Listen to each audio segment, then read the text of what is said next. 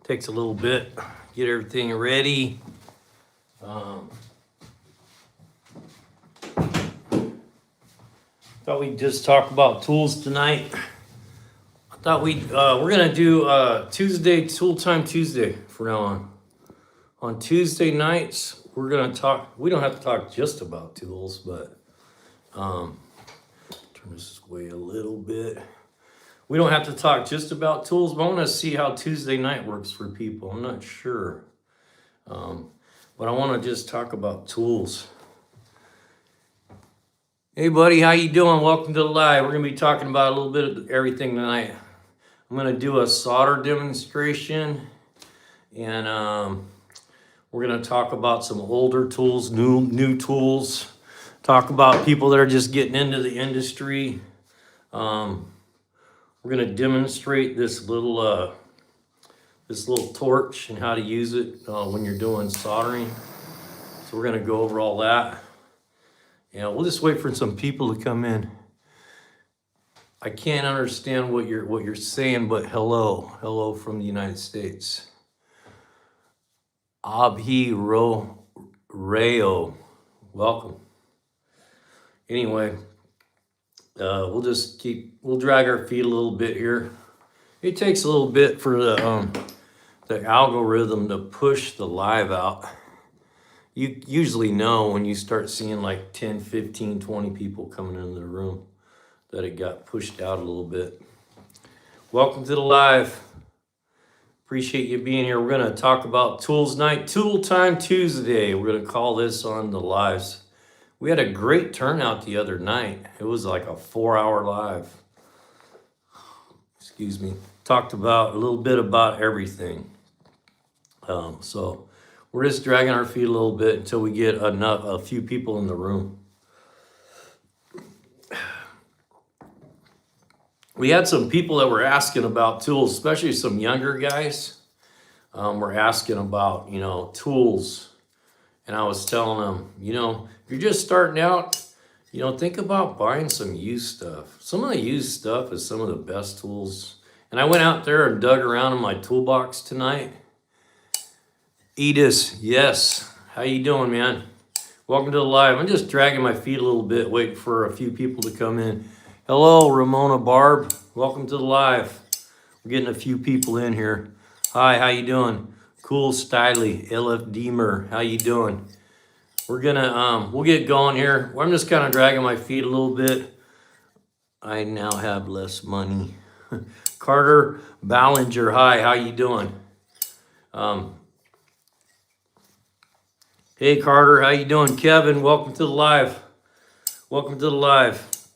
We're gonna get going. I'm just dragging my feet just a little bit and then we'll get started. We had some guys that were in the live the other night. My birthday is November 20th this year, this month, and I'm excited for it. Good for you, Barb. I just turned 61 yesterday. Yesterday was my birthday. Got me a new hat, a new Go Big hat, and a new aluminum jack, so I don't have to drag that big old heavy jack around no more. I'm getting too old for that crap. Good. 61, yeah. Hey, I'm pretty spry for 61, man, I'll tell you. Greetings there. I wish you happy days and bright smiles, sleep and eat plenty. I must go and wish others many good things. All right. Oh, you look younger for real. I am meaning. Yeah, thanks for saying that. I think it was just the kind of work I did, I was just always, picking up stuff and bending over and working hard. So I think that helped a lot. You'll be 35 on November 21st this year, next month. 35, man, I wish I was 35 again. Hey, Marky, welcome. We're just shooting a bull a little bit before we get going here. My plan is tonight, we started thinking about doing, we've had a really good turnout with the lives, man. I've been blown away. How many people, we've done really well with the lives, and it's been fun. I like doing it. Hey, Levi, hi, how are you doing? I used to have a friend named Levi. Okay, Cashmere, you gone. Hey, just so you know, man, I'll just lay the rules right now. There's a few things we don't talk about. We don't want to talk about sexuality. We don't want to talk about politics. and religion. That keeps everybody, it keeps everything where everybody's got a big smile on their face. Okay, that's cool. Can we talk about all three? No, we cannot. On my birthday, I'm going to be a shopping spree. You gonna go on a shopping spree? Yeah, I had a pretty good birthday. I had this big old clunky, really heavy aluminum, our heavy duty floor jack that I've been dragging around. And last time I was like, man, I gotta do something. This thing is just too heavy anymore. So, because I got a really bad back because I've been wrenching for 40 years. I've been a mechanic for 40 years, just so you guys know. Yeah, just fun, for sure. Fun only. Anyway, so tonight the plan is I'm gonna start doing tool stuff on Tuesdays, and it's gonna be like talking about tools, how to use them. Seeing Nick Kurtz, fast fire. Other lives for those three. Yeah, for sure. Thanks for saying that. We had some guys on here the other night. We're gonna do some moderators. As soon as we get enough people that are coming all the time, we're gonna do some moderations. Just so you guys know, we got some cool in the lives coming. So Tuesdays are gonna be about tools. Fridays we do automotive trivia, and then when you get the question right, you get to spin for a piece of artwork. And then at the end of the live, at the end of the night, we're gonna give away tools like this. Okay, I'll show you right now. We're giving away this snap-on wrench this Friday night at the end of the live. So if you come hang out at the live and you get one of the questions correct, you have a chance of winning this snap-on wrench. No charge to you. I ship within the United States only. That's pretty funny. Let me read through these because we had a bunch of people talking crap. I get rid of them as time goes on and just let them just kind of do their thing for a little bit. Mork, that is so funny, man. Why is it the 10 millimeter? It's usually the 10 millimeter quarter drive deep that I lose. And you know what I do? I'll go get enough. I bet you if I went out in my garage right now, I got 10 of them. I just can never find them and I get irritated. I'm like, man, I just go get one. I got to get this done. And then I go through my tools and I'm like, I got 10 of those things now. What's your favorite food this color? Why are you ignoring me? Marky, how'd I ignore you? I don't know. I don't do that. Say this, say that crap. You got something to say that's worth listening to, I'll listen to you. I'm not ignoring you. Welcome to the live, Marky. Can you be a moderator? Carter Bellinger can be a moderator. Hey, I appreciate that. I got to figure out, let's see, let me see if I can, and I'm new to this stuff with the live on the phone. Let me see if I can, figure that out, Carter. Well, there you go, man. Okay.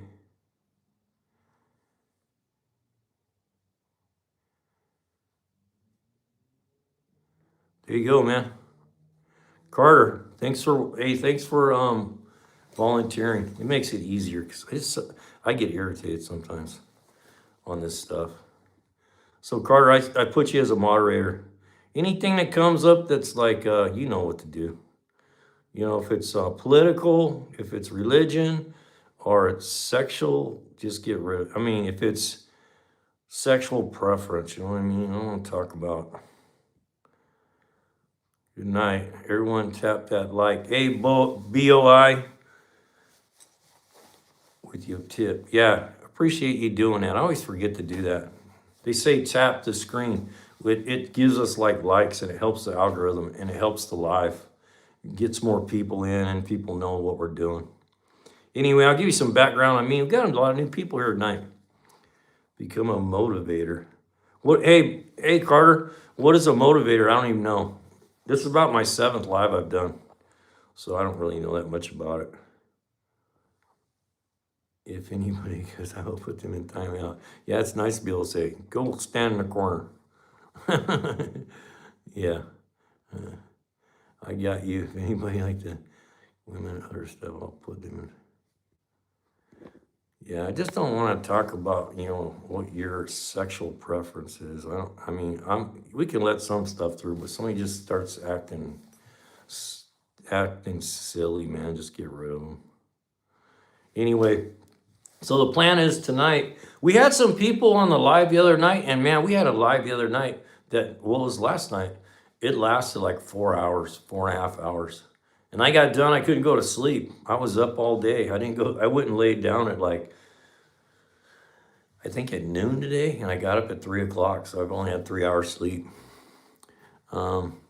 Anyway, so the plan is tonight, we had a lot of people ask about tools and stuff, and I'm gonna show some tools, just so you guys know. I'll show some tools that are on Amazon Prime. That's a good deal, and I'm just showing them because I think they're a good deal. And then if you see something you like, if you go down into the description and click on the links, we get a commission on that. That's how that works. And even if you don't buy what you're looking at, it helps us if you just go there and click on one of the links, because it opens up a 24-hour window. There's only like 2 hours left of the Amazon Prime thing. So if you guys are thinking about some tools that I showed the other night, man, go check them out. If you don't buy anything else, man, go buy one of these. I bought another one because I'm going to give one of these away not this Friday night, but the following Friday night. I'm going to give one of these away because they were so reasonable. $23. These are NOCO 1 amp battery chargers. They're a great charger. Go check them out. If you don't have a little trickle charger, if you have a motorcycle or something that sits all winter long, these things are great, man. They got really good alligator clips on them, and they're fused. They disconnect. I mean, they're just a really well-engineered little charger. And NOCO ain't no joke, man. They're probably the leading industry leaders in battery chargers and booster packs. And if you guys are doing like jump starting, like if you want to have a jump starter in your car, like you're traveling a lot, or like your wife, you're worried about her getting broke down, like battery goes dead, you live where it gets really cold. They got those booster packs right now on sale for like $79. I've never seen them that low. They're usually like $125, $130, and they're $79. But there's only like 2 hours left, so if you're gonna get one, you better go get it. And there's links down in the descriptions. Anyway, tonight we're just gonna talk about some things. So we had a few young guys that were talking about, what do you recommend? And you guys can chime in if you get tired of talking about a certain thing. We talked about, I love talking about Harleys, by the way. I don't never get tired about talking about Harleys. We talked about Harleys for a couple hours the other night. It was supposed to be me trying to, show everybody these tools. And I got something really cool. If you guys are riders, man, you'll love this. Look at this thing. I'm going to show this tool pack I got. So I bought this 1983. Well, you foreign truck owners are just starting to work on their vehicles by themselves. Absolutely. Yep, we're going to start doing the lives. And what I'm going to do, I'm not patting myself on the back. I just want people to know that I kind of know what I'm doing. I've been doing this for 40 years. I've been a mechanic for 40 years. I'm an ASE certified master mechanic. I've worked in a fleet for 25 years. I was retired and I had a tragedy in my life, so I had to go back to work. So now I'm back to work and I build police cars for a living. So anyway, I can teach. So we're gonna do that. We're gonna actually drag the camera out there, and I'm gonna start doing lives as I'm doing stuff, so you guys can watch, and I'll teach you as I'm going. Anyway, I bought this 84. I always say 83. 1984 Harley Davidson first year Evolution. So if you know anything about the Evolution motor, you're welcome. If you know anything about the Evolution motor, it was the motor that It was a motor that saved Harley Davidson. They were going to go bankrupt, and the Japanese was kicking their butts. And so they looked at what the Japanese were doing, and they built an aluminum head, and they got some weight off the bike. So anyway, the Evolution, that's who saved them. But anyway, I bought this bike as a first year Evolution, man. It's a really neat find. But anyway, I got it had the original tool bag in it. So I would start going through the tool bag. Look at this, man. I've never seen one of these. This is an original Harley Davidson. It's printed on there Harley Davidson multi screwdriver, and it came in the original tool bag on that bike. So I thought that was really cool. But anyway, let me look at the. I want to make sure I don't lose anything here. When I replaced my valve cover gasket, I guess I forgot to plug my radiator connector, which caused a crack in the radiator. Should I replace or patch it? Will it compress? It's a crack in the radiator. Where'd it crack at? On the tank? On the upper or lower tank? Where's the crack at? You a Vago? No, I'm not. We went through this the other night. I know some Vagos, and I've been around them, but I'm not one. Nah, those days are over. Love the hat. It says, "Go OG." Yeah, you know what? That's a retro. What does big mean? Okay, it means go big or go home. You ever heard that term? Go big or go home. That's my motto for the Go Big Garage. It's just something people know us by, and they call me Go Big, because in a shops they used to call me Big Guy. Hey, Big Guy. I've lost, I'm 6'1", and I used to be like 260. So anyway, I lost a bunch of weight since then. Well, I heard of that before. Yeah. Just we're seeing it backwards. Oh, yeah. Oh, it says OG. Yeah, because it's backwards. It says Go Big. But you know what? I've had a bunch of people reach out and go, hey, where can I get one of those hats? So maybe we'll put some merch together. Or patch it. Hey, yes, man. Hey, where's the crack at?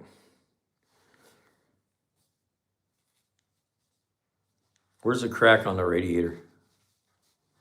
Typically, it's best just to replace it, but there are some situations like if you're just trying to get by until you can afford to buy a radiator.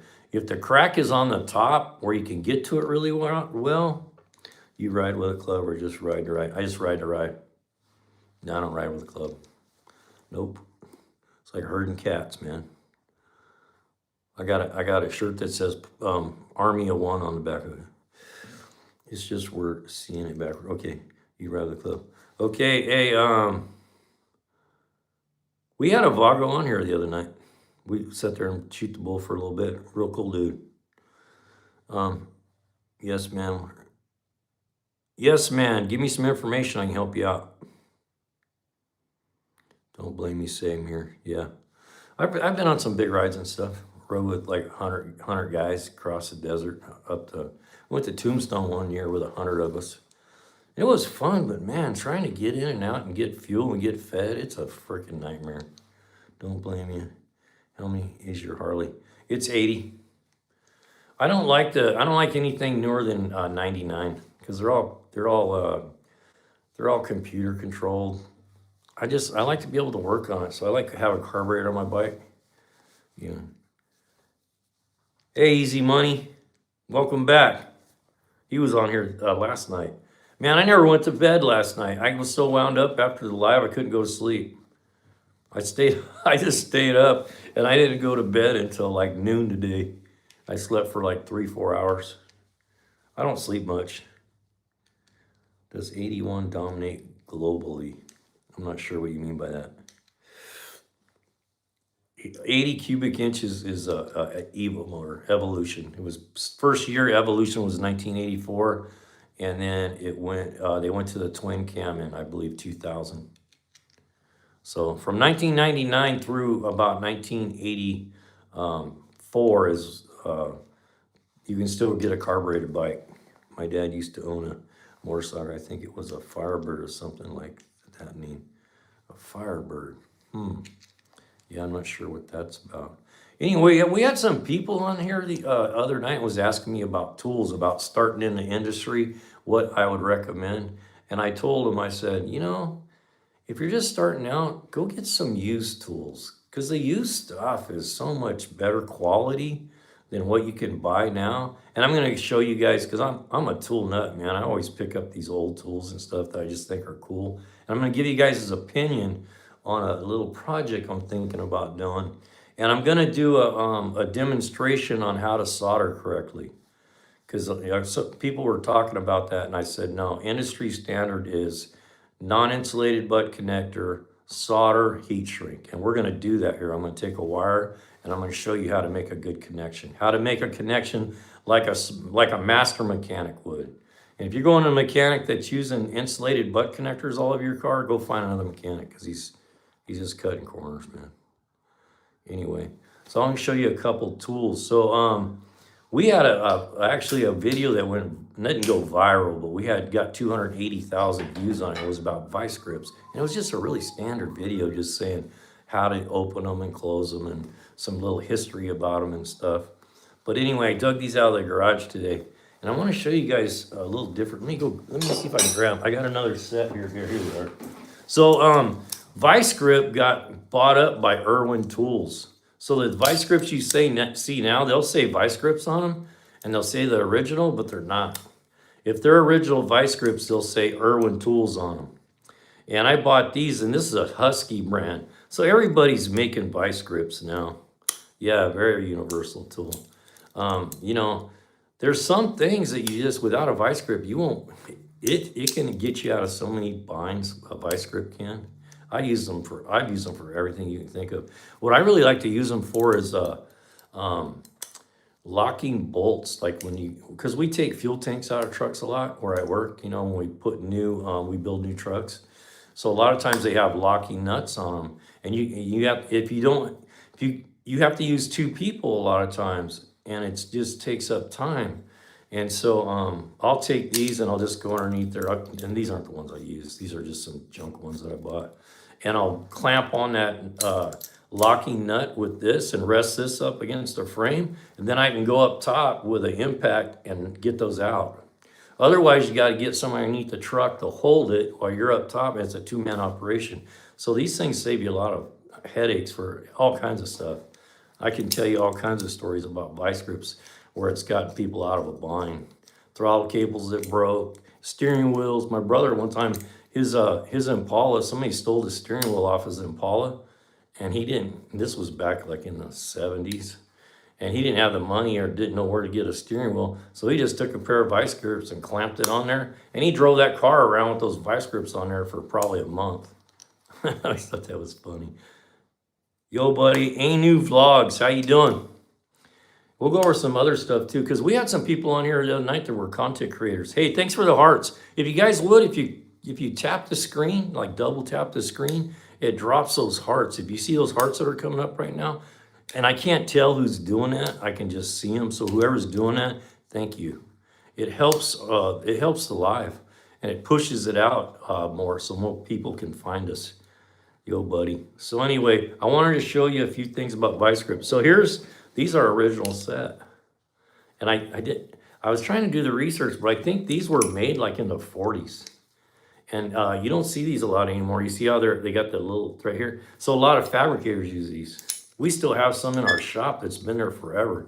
So a lot of fabricators, what they do, they clamp two pieces of metal together with these, and you clamp them, and then you can weld it together while this holds it there. So this is a pretty common, I'm kind of sitting too close so you guys can't see. This is a pretty common tool for metal fabrication. Yeah, these are nice for all kinds of stuff. But I thought I'd show these old ones so you guys could get an idea. Go hit those yard sales, man. Go hit those like pawn shops and stuff, because you can get some really nice tools that are way better than anything you can buy now. Can you use those? Yeah, we got a moderator for guys like you, man. That's where I saw that at. Yeah. Yeah, a lot of welders use these. So, anyway, I was going to show you a few tools I want to show you this tool. And just to show you, I've been doing this for 40 years. And I have these, Craftsman used to make some really good tools. If you can buy Craftsman at a yard sale and they say USA on them, buy them. Because they're really good quality. So if you look at these tin snips, right? I've had these for going on 40 years, and they cut better than any tin snip that you can buy. I wouldn't sell these to anybody, because you can really cut cheap metal with these things. And if you go down now, you know, you're buying like Crescent Swiss, and they're not made here anymore. There's very few tools that are hardly made here anymore. So these, man, these are Craftsman. And man, I tell you what, they're so tight still that you can cut such a good line with these with a piece of sheet metal. I wouldn't sell these for $100. And I probably got them for dirt cheap at a yard sale a long time ago. But anyway, I picked these up. If you guys get bored with this on a jig table, yeah, you know, we got two pairs of these where I work. They're like 16 inches. They must have been made like in the 40s because I've never seen another pair. We got two of these at work and they got to be 16 inches long. You know, when we clamp big pieces of metal when we're doing fabrication with them. I saw those two metalsmiths had those. Yeah, these work good. So here's another pair that you don't see a lot. You guys let me know if you get bored with this stuff. We can move on to something else. No problem. This is a pair you don't see a lot. And these are amazing. These are made by oh, that's the other thing I was gonna tell you. If you get an original pair, they'll say DeWitt, Nebraska on them. They'll say Peterson Manufacturing or something like Peterson something. I think it says Peterson Manufacturing Company. If they say Peterson on them, they're originals. And these are originals, but look at these, how cool these are. And what I found out, these are fabricator clamps too. They use them to hold like panels together, to hold them together while they do the welding. So these are kind of cool.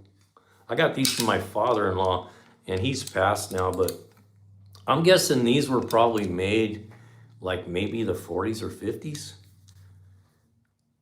Yep, really good for that. There are all kinds of great, there's not a better universal tool that you can have than a pair of these. Really, I always have a pair. I have like probably 8 or 10 pair. I'll teach you something about snap-on, and so if you see these at yard sales, pick them up. My dad has one of those. Yeah, hang on to them, man. You can't buy one. Go to Home Depot and they're such pieces of junk. I mean, if you use them and then you use one from like Home Depot, the Irwin ones, they suck. They just don't make them like that. Anyway, I'm gonna teach you something about Snap-on right now. We're giving away this wrench Friday night. If you're at the live, at the end of the live, we're gonna spin and somebody's gonna win this wrench. But anyway, anytime you go and you see, I don't know if you guys can see that or not. If you see these and they say Blue Point on them, those are Snap-on wrenches. If it says Blue Point, buy it. Because that's a Snap-on. It's just they don't put the chrome finish on it. It's more of an industrial finish. So they're a little bit cheaper, not much. They're a little bit cheaper wrench, but they're a good quality wrench. So if you see these that say Blue Point, that means that they were made probably in the USA because they're older and they're a good quality wrench. So this is 11/16 Snap-on. If you had to buy this off the Snap-on truck, this is probably like a $50 or $75 wrench. So we're gonna give that away on Friday night. And hopefully we're gonna give away one of these chargers too. Those no-code Genius ones. We're gonna try to give one of those away. Probably not this week, but the following week. I actually bought one because they're so cheap, 23 bucks. If you don't have a charger, you know, 23 bucks is nothing. So anyhow, I'm gonna show you another old tool. This is a pair of Wiss sheet metal cutters. Okay, I paid $2 for these. Look at them, man. These things are probably, if you had to buy a full-size pair of these like this, Wisses, they're probably over $100 bill. So go check out these yard sales because there's nothing wrong with this tool. It probably will cut better than a new set because these are old, man. These are probably built like 40s, 50s, 60s, somewhere in there. And they're razor sharp.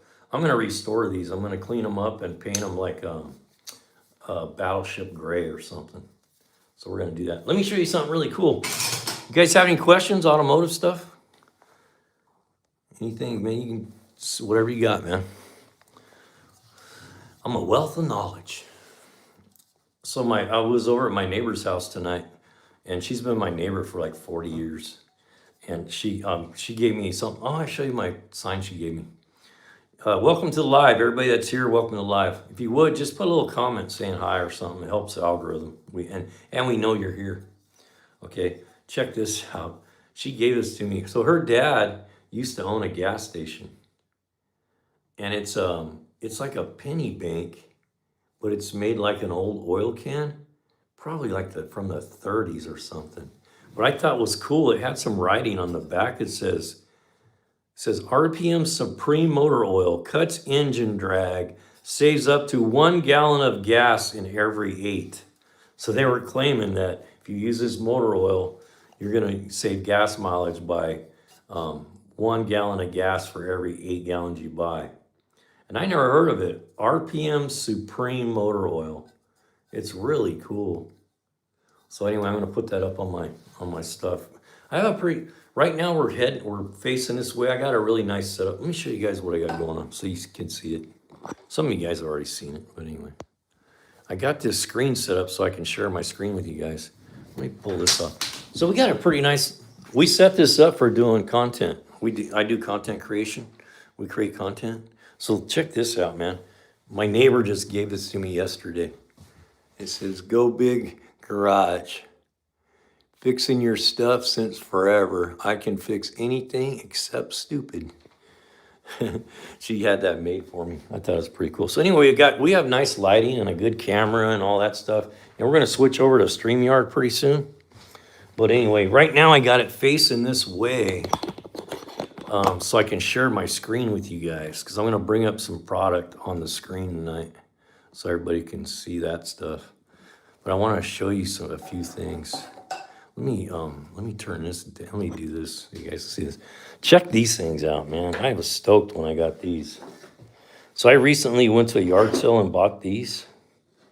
These are like old tap and die sets. Let me get some light over here. Hang on. It's nice to have a good light so you can get some light on stuff. We'll talk about we have some content creators that come and go through here, and we'll talk about some stuff about that too.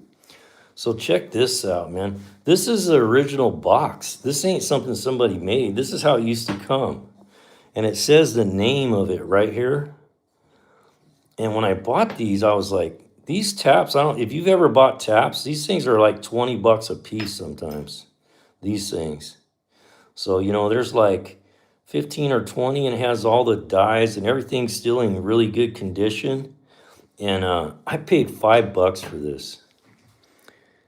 And it's the original box that it was when it came new. That's what it was in. This ain't a box somebody made. This is original box. And look, it's got a real nice brass swing down for it, and all the I love things that were built to last forever.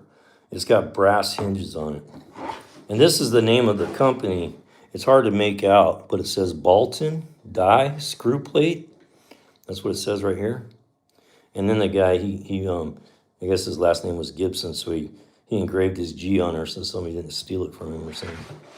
Or he knew it was his. So here's another one. Same yard sale, man. $5. Look at this thing. It has everything that still came with the kit. Carter Ballinger, thanks for saying that. I love this kind of stuff. This is the original screwdriver that came with the kit. And it's so you can tighten this thing and loosen it. It has so it's a tap and die set. But it's got, 3, 4, 5, 6 dies and the whole tool set. And then it's called the Round OK Junior Greenfield Tap and Die Corporation, Greenfield, Massachusetts, made in the USA. So when you see this kind of stuff at these sales that says made in USA, man, pick them up. They're just great quality tools, man. I'm not kidding you. So anyway, if you got any motorcycle riders in the group, I'm going to show you something really cool. Hey, just hang around because we're going to do a soldering tutorial tonight. I'm going to do some soldering so you guys can see how that little mini torch works really well. Hey, if you guys are if you're looking for tools to buy during the Prime, go down in this. There's all kinds of links. And you got like 2 hours left. This little thing right here, this torch right here, This is made by Power Probe. Man, a quality tool. I got one of these at home, and I might have two at work. I know one I stepped on and broke it, but I stepped on it really hard, so I broke the tip off. And anyway, these things are a great tool. If you don't have one of these, go check them out. They're like, I think they're around $50, but man, you know, they just, hey Carter, thanks for doing that. You know, these things, if you use one of these, you'll never use a soldering gun again. They just do, and we'll show it tonight. We're gonna do a demonstration on how this thing works really well. Anyway, but check this out. I bought this old Harley. It's an 83. I always say 83. It's an 84. And it's a first year Evolution. And this was the original tool bag in it. And it actually says Harley Davidson on the screwdriver. How cool is that? And all the original tools were in this bag. So these are all, they actually say Harley Davidson on them. Look at, let's see if I can get that in there. Let's see. Can you see where it says Harley? Kind of. Let's see. Where's it say? Okay, it's that way. Let me get that one in focus. I don't think you guys can see that very well. But anyway, it says Harley Davidson right on the wrench. And the whole set is in here, which I thought was really cool. That came with it, but that's a crescent, but that was probably part of the tool set. But give me just a second. This stuff isn't. But all the original tools are in here. Oh, here they are right here. Check that out, man. I thought this was cool. So this bike, man, it's like, you know, it was built in 1984. And it had all the original, that's the original Harley tool set that came with it. Probably on eBay or something. This set's probably $150 just for this stuff. So I thought that was pretty cool. You got the Harley Davidson semi-truck? No, I do not. Anyway, that's that. And then we got some things, so I want to show you guys this project I'm thinking about. Here, let me show you some tools real quick. You guys mind letting me show you a couple tools that's available that are a killer deal right now? There was a couple things that I put in there. We had a lot of guys the other night that were actually bike riders, so a lot of motorcycle stuff came up. Yeah, I don't mind. Okay, let me pull this up. Give me a second. My TV shut off. Hang on. That's why it's not doing. Give me just a moment. I set this up so I can share my screen with you guys.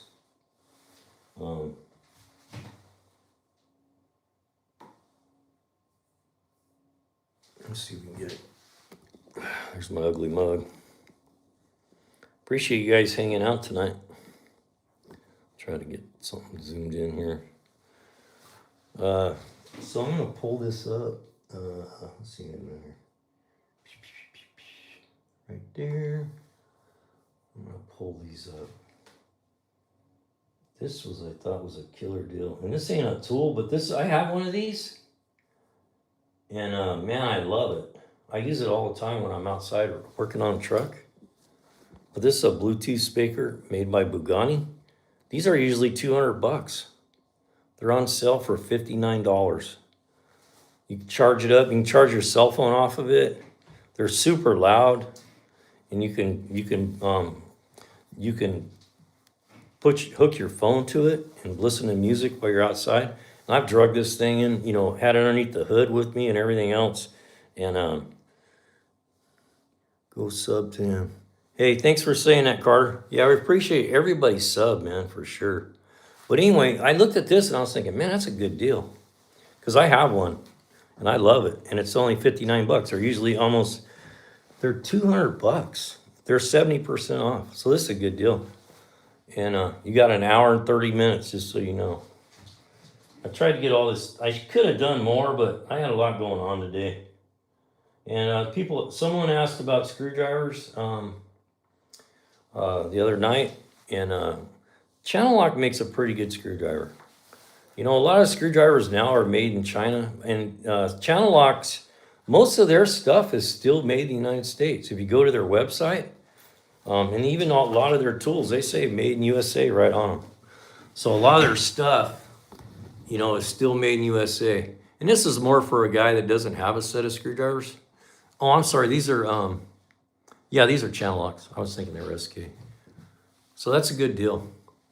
For 50 bucks, decent, and they're hard plastic, kind of like the old Snap-ons were. So they're pretty neat. This is something I reckon we're gonna do a live about getting ready for the winter. Because a lot of people, you know, women, and I'm not just picking on women, but a lot of women that don't, you know, they don't have somebody at home to teach them, is this is a no-brainer, man. You need to do this every year. This bottle of stuff is like $8. And I don't know if you've ever used Rain-X. I'll always promote products that I've used, and I think that it's a good product. And this is probably one of the best products I've ever used. You put this stuff on your window, and you wipe it on, you let it dry, and then you kind of buff it off. And I have a motorhome that's got a flat windshield on it, and it's got really crappy windshield wipers. You can actually go down the road in a motorhome and turn the wipers off.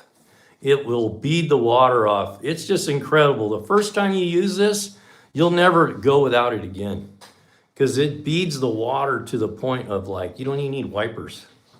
I mean, seriously, I'm serious when I say it. I'm not a sales pitch. It works well. And then we had some riders on here, and so I wanted to bring these up because I've used these. And there's links below in the descriptions. If you guys see anything that you think, oh, that's kind of cool or whatever, just go click on one of those links. It takes you to Amazon.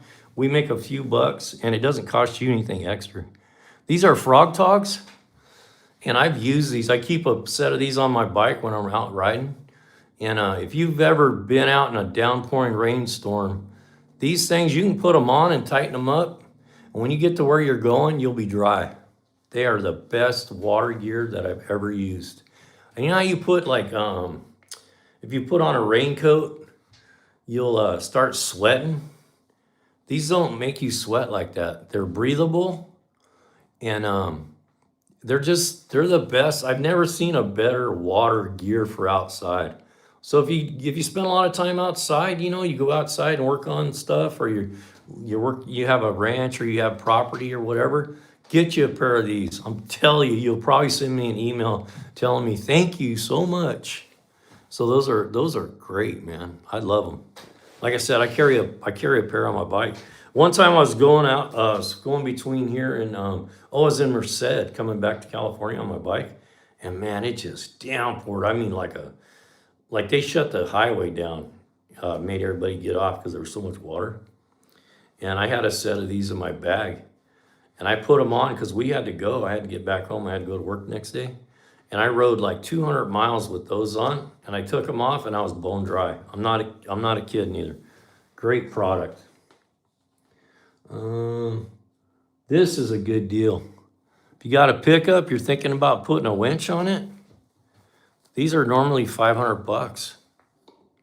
They're $350. It's 150. Oh, I'm sorry, I didn't switch you around. You get to look at my mug. Say, hey, dude, what are you doing? So these are on sale right now for $359, and they're normally $499. And my buddy had one of these. I haven't had one myself. I put one on mine that's from Harbor Freight, and I'm not a Harbor Freight guy, but I put a 12,000-pound Harbor Freight winch on mine, and man, that thing is something. It is a good winch. But this is a good bargain. So I tried to look at bargains that were more automotive related to share with you guys. So if any of this stuff interests you, just go to the links. Okay, let me do let's see what else we got here. What'd I do? I did something. I don't know what I did. Hang on a second, I got something going on here. How did I do that? There we go. Sometimes, man, you push the wrong button and you can't get back. That's my email. I don't want you guys seeing that. Not that there's anything exciting in there, just don't want to share it. So anyway, these are great winches. The winch? No, because I bought a really heavy duty trailer that I did a bunch of work to, and I bought a Harbor Freight one for, it's a 12,000 pound. But if I was looking for a winch, I'd jump on this thing. Because that's $150 off. And it comes with a remote. A lot of the other ones, like the Harbor Freight ones, you got to buy the remote separately. Let's see if I can show you. And they look pretty nice, man. This is a 13,000 pound winch. So if you have a 4-wheel drive, you do a lot of running around in the mountains, man, this is a good dig. My buddy has one and he likes it. I personally did not buy one of these, just so you know. Anytime I don't know, I'll tell you I don't know, just so you know. But these are on Prime special right now. So they're $359. So tomorrow, these will be $500 again. So if you're into that, let's talk about the project I got coming on, and I'll go back to the tools for a little bit so we don't sit here and just stare at tools. Good night, Rob. Good night, Rob. Half a Judah Priest. All right, man. Good night. Adrian Ribeiro. I'm lucky right now I'm not working, so I've had a lot of good traction with the late night lives, and it's worked out really well. But I want to show you guys, what do you guys think of this? So I'm thinking about, let's see where I can put that. Let me see so you guys can see it better. I got this, hang on. So I picked this up. Check this out, man. This is an old, and I'm thinking, what do you think about doing a video of restoring this? This is an old timer sheath knife, but you see the big old chunk that's out of the blade right there? So I want to clean it up, and I'm going to redo the handle and make the rivets look new and just restore it. I'm thinking about doing a video on that. I paid $25 for this thing at a yard sale. I bought like 4 different knives that day, and I paid $1 for them. And one of them is really cool. What it is, it's a original Boy Scouts Imperial knife. And it says Boy Scouts of America on the sheath still. Hey, Bob. Anu Vlogs, man. Hi, Bob. Okay. You're talking to somebody else. Anyway, what do you guys think about this for doing a video? I was thinking about doing a live as I'm cleaning it up and fixing the blade and redoing the handle and all that. But I was thinking it might be a cool live to do. I don't know. Give me your opinion, what you think. All right. So let's talk a little bit about old tools again for a minute. You guys can chime in anytime you want, man. If you want to talk about something else, I'm cool with that. Get our go big thing going again. Let me flip this around. Are you American? Yes, I am.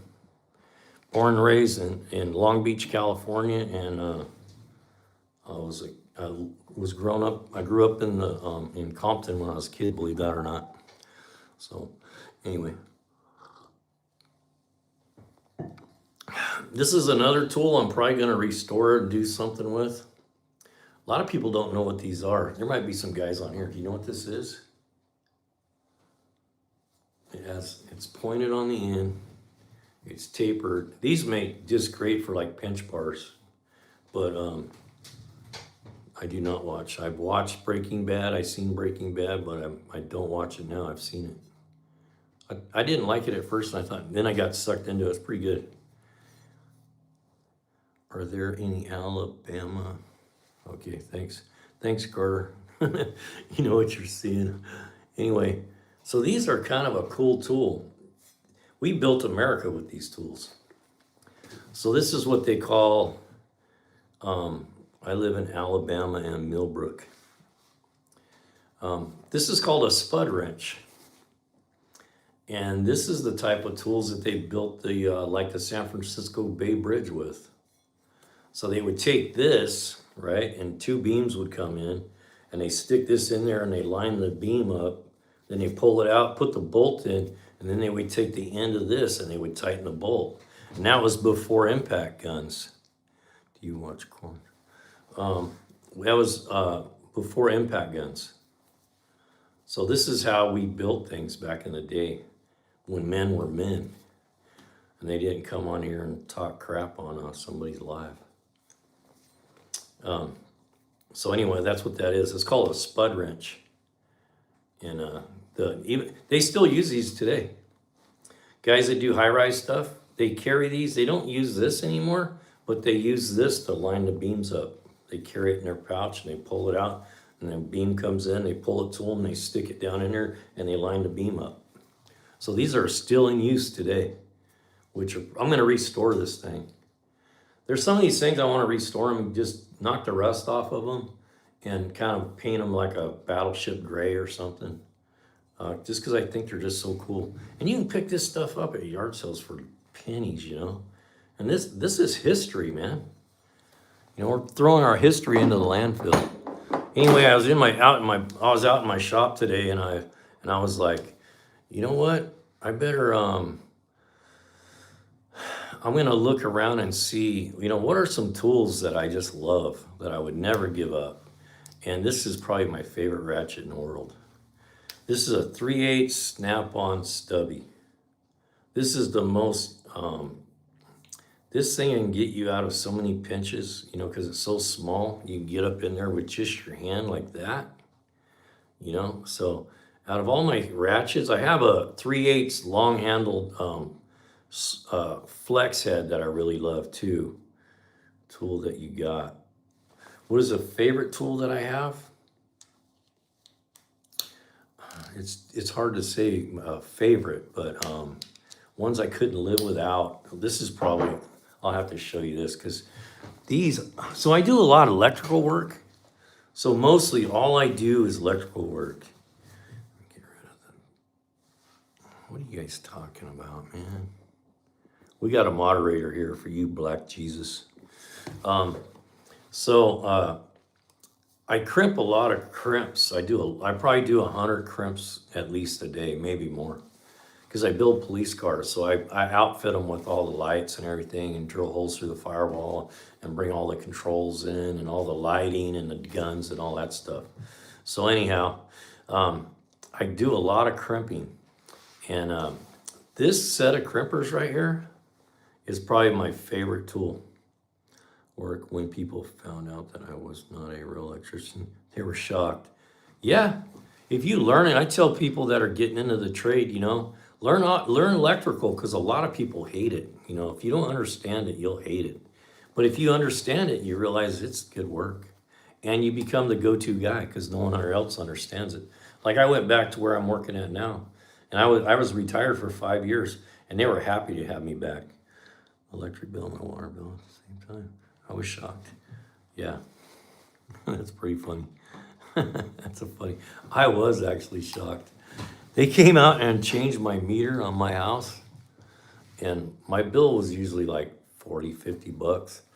And I just opened my bill and it was 600. So I about died. I was like, I gotta go talk to somebody. Something ain't right. There's no way I use $600 worth of water. But anyway, these are probably the best tool crimper money can buy. And the reason why, they're 9 inches long. And they're made by Channel Lock, which I love Channel Lock's products. They have good products. I love their stuff.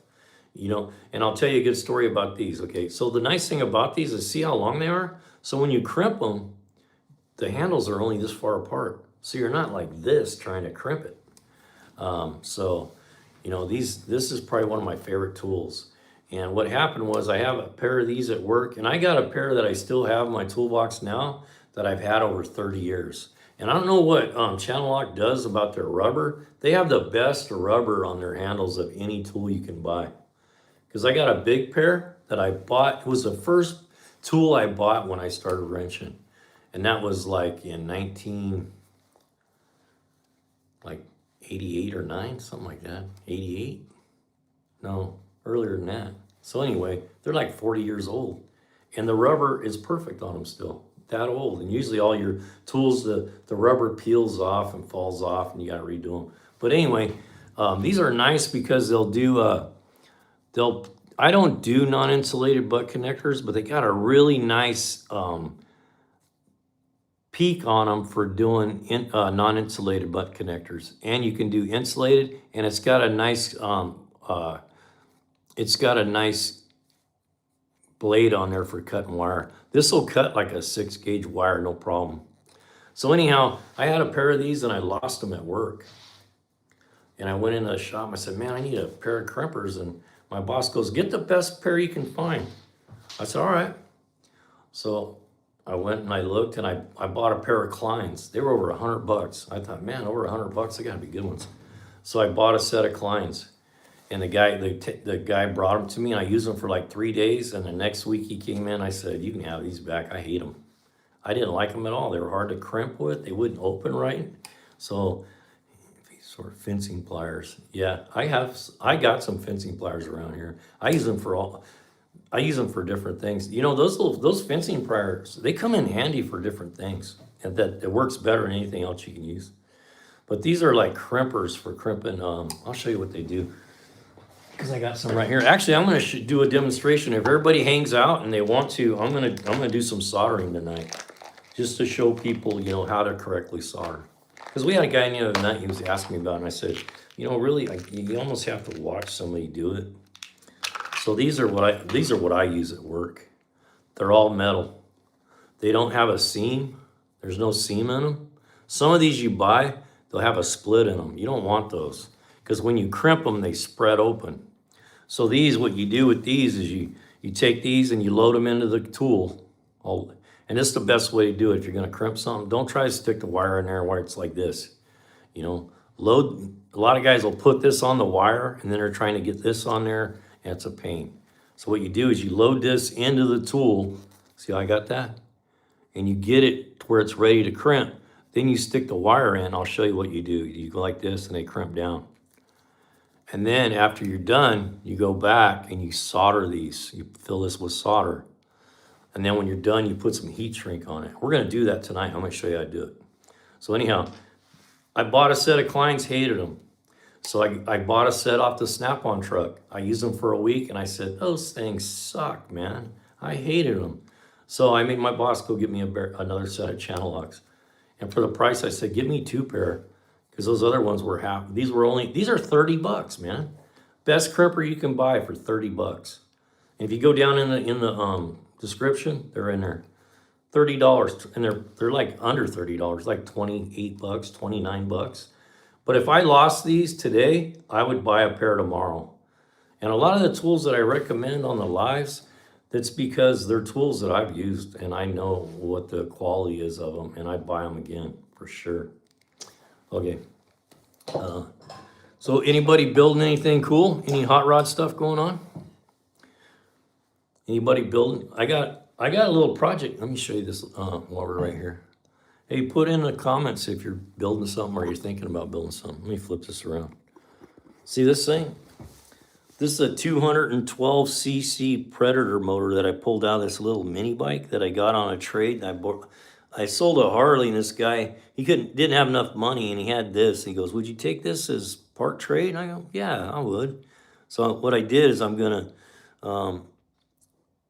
I pulled this out, and these are cool. They're cool little motors, man. You can buy all kinds of aftermarket stuff for them. But anyway, one of the lives we're gonna do, I'm gonna start working on that. I pulled it out of the frame, and we're gonna pull the mini bike is called a Blitz. It kind of looks like a Ruckus, kind of. So we're gonna do that because I thought it'd be a good project for, like, say somebody didn't have a big budget and you don't have a lot of tools, and maybe you have a young son, you're wanting to do a project with him. That'd be a great project. And we're gonna bring the whole thing in here, set it up on the bench right here, and I'm gonna put good lighting on it and a good camera, and we're gonna do lives and tear the whole thing down and paint it, and then we're gonna do some flames on it, and we're gonna pinstripe it, and I'm gonna build like a fake gas tank for the front. I'm gonna make it look like a little Harley. Maybe put a sissy bar in the back, and some lighting and some saddlebags and stuff. So we're gonna make it look really cool.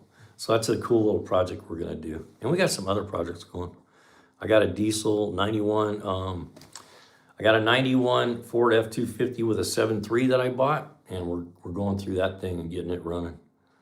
Those things are crazy expensive now. They've gotten so popular. But anyway, if you guys, let me do another, I'll do another online tool real quick. I try to break it up a little bit so I'm not just sitting there trying to sell you stuff.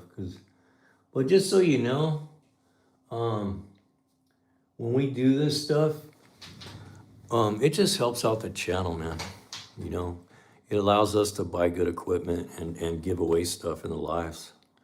So this is kind of a, let me see if I can blow this up a little bit. This is a good deal. These are half price. This is, it's a 2,000 PSI electric pressure washer. And they're normally like $300 and they're $143. So that's a good deal. They're like half price. And I have a Generac that I really like, but I seen this and I was like, you know, if a guy didn't have a steam cleaner, this is probably a good deal for sure. In my opinion, these three things, I'll show you three things real fast that I think are the best deal going. And I'll show you that little, actually, let's move that up.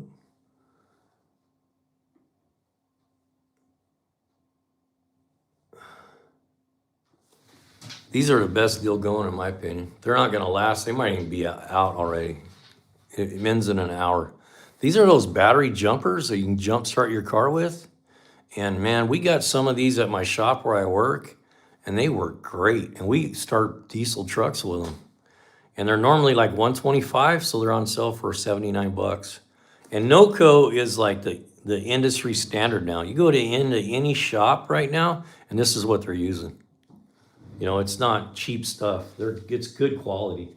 They got good leads on them and good alligator clamps on them. Let me, is that at the bottom? So that's that. And then this is the NOCO 10 amp battery charger. I have one of these, and I'll tell you what, man, you can bring batteries back. It has a repair mode on it, so if you have a battery that's been sitting for a long time and it won't take a charge, you can put it on that repair mode and it'll bring the battery back. And so I bought this for $85 when I bought mine, and I actually, I've probably saved myself, how come my thing won't turn on? I probably saved myself like $400 since I bought it, because I've had batteries that I didn't have to replace because of it. I had two in my motorhome that sat and they went dead and they were kind of sulfated because they wouldn't take a charge. And then when you did charge them, they would only stay charged for like a day or two and then they would go dead. So I had just bought this battery charger. I said, I'm gonna try that repair mode on them. So you hook it up and you push that middle button, you hold it for 7 seconds and it goes to a repair mode. And on the bottom there, you see where the lights are, that bottom one, it'll flash. And once you get it in the repair mode, you just leave it there, and what it does is it pulses it with high amperage, and it pulses it, and it knocks the sulfation off the plates. And then it starts, after it does that, it charges it. So those batteries in my motorhome was gonna be $300 for 2 of them. And by using this, I didn't have to buy a set, and they're still working fine. So it repaired those 2 batteries. So if you ever bought a tool that could like put some money in your pocket, this is the tool. And they're $79 right now, they're usually $125. So tomorrow they'll be $125 again.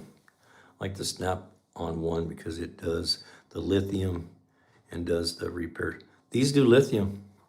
These will do lead acid, AGM, lithium, 12 volt and 6 volt. And the cool thing about these, and I've walked through, I don't want to spend too much time on it because people get irritated when you just keep going on about a tool. But anyway, these have a, hello, Wilt from Atlanta. How you doing, brother? So these have what I think is pretty cool. They have the repair mode on them, but they also have a 12 volt supply on them, which is nice. Because you push the 12 volt supply, and it's, let's say you want to check a light bulb, or you want to check a fan, or you want to check a headlight, it gives you 12 volts to the end of the leads. So you can use it for diagnosis. It's pretty cool. You know, it's really cool. It's a cool little thing. One time my buddy, he has one of these, and they were out 4-wheeling, and his left front headlight stopped working, and we were coming out, and he had this with him. And we have these at work, so I know how they operate. And we was trying to fix it, and what happened, he lost power to the front headlight. So we were like chasing it through the harness, trying to figure it out. And I go, hey, go get that Genesis 10 you got. He goes, what? I go, go get that. I said, just hook it up and give it power on the ground. The light will come on. He goes, what are you talking about? I said, go get it. Hook it up, put it in the 12-volt supply, and then hooked it up to the headlight and drove it home like that. So, yeah, it's kind of a good little, how long you been a technician? 40 years. I went to school when I was in the 80s. So I've been wrenching for 40 years. Yeah, Pat Paulson, these will do, like you said, they'll do lithium, which is for $80, it's amazing. I'm surprised they're this low. I've never seen them this low. And I bought one. I got mine on sale, and I freaking love it. And we have these at my job. I think we got 3 or 4 of them. And we have the jumper packs too. But if you don't have a battery charger and you're wanting to get one, man, don't waste your time, get one of these. I'm so happy with the one I got. I'd buy another one tomorrow. And the clamps are really nice. And then the fuse, let me show you, because just talk about it, I'll show you real quick. It's the same as the no-code, the Genius 1.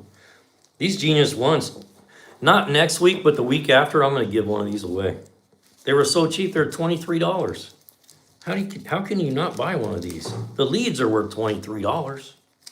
So they got these really nice clamps on them. All copper, and then where they hook on, even the hardware is copper.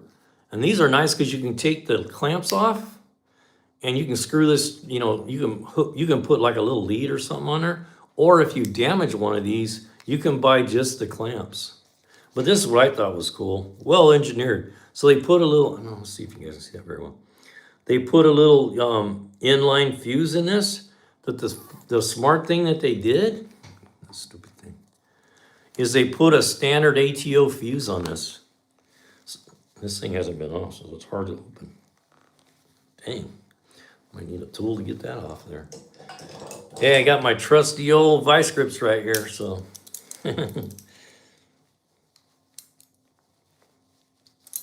So anyway, it's got a standard ATO in it. So it's a standard automotive fuse. So if you pop this fuse, you got a fuse to put in it. I thought that was smart. Because some of the stuff you buy, it's like, oh, you got to buy this special $18 fuse to get it put back in it. I've been in it for 35, went to technical school. Really? I went to a college, a 2-year program. Yeah, 2-year program. And then I had my smog license. And then I got my ASE Advanced Engine Performance from ASE. And at the time that I got that, there was probably only a handful of guys in the whole state of California that had that when I got it. So I did every ASE they had. I let them go though, because where I work at, it's not required and they don't pay for them. And, I've been in this for 40 years. I don't know how much more I need to learn. I mean, I know there's always something new. You can always learn. There's always something new to learn, but I feel like I'm qualified. I put 40 years in. Lawnmower and motorcycle now. I don't mow and motorcycle now. Wilt, you don't mow lawns or motorcycle now? How old are you, Wilt? I still ride. I'm 60. I just turned 61 yesterday. So I ride still. You're 52. Yeah, I just turned 61. I retired at 55. I was retired for 5 years. I lost my wife to pancreatic cancer. So I had to go back to work. But anyway, these little no-code Genius ones, they're $26, man. And these will do 6-volt, 12-volt, AGM. They'll do lithium, and they'll do lead acid, and they self-identify. I bought a couple of these because I got my bikes that are sitting out in the cold. Yeah, thanks for saying that, Will. Appreciate that. Yeah, it was rough. Man, it was rough. I don't know how I made it. I really don't. But here I am. But these things, if you have a motorcycle that sits out in the cold, You just take these clamps, hook them up, plug this in. It self-identifies the type of battery. This turns red. It pulses. When it turns charged, it goes green. And then once it comes to full charge, then it goes into like a maintenance mode, like a trickle charger. So every time the voltage drops down, it'll charge it back up. So you hook this up and just leave it hooked up all winter. They're great. Yeah, they trickle charge. Exactly. They're like a maintainer for 23 bucks, man. They're 30, when they're not on sale. Even at 30, they're a good deal. We're gonna give away one of these. Not this Friday, but the next Friday. I bought an extra because I thought, you know what? For 26 bucks, I'm just gonna get one and give it away on the live. And people give us super thanks, and that helps for this stuff. So I try to give back. When people give to us, we try to give back to the community. So we're trying to create a community here. So probably going to start doing 3 lives a week. We're going to do tools on Tuesday, and then on Friday we'll do we do a trivia where we just ask questions. Hey, Will, do you have any interest in coming on with us? We got a couple. We're trying to put a group of guys that have a lot of experience together, and we're going to collaborate, and we're going to move to StreamYard pretty soon. And when we do, we're going to have people come on that have a lot of automotive experience, so we can help people. Somebody comes on and says, "Hey, I got a car, check engines, lights on, and I don't know what to do." And yeah, you want to do that? Sure. Hey, for sure. PDF. What do you mean PDF? Frizzled date. What are you talking about, PDF?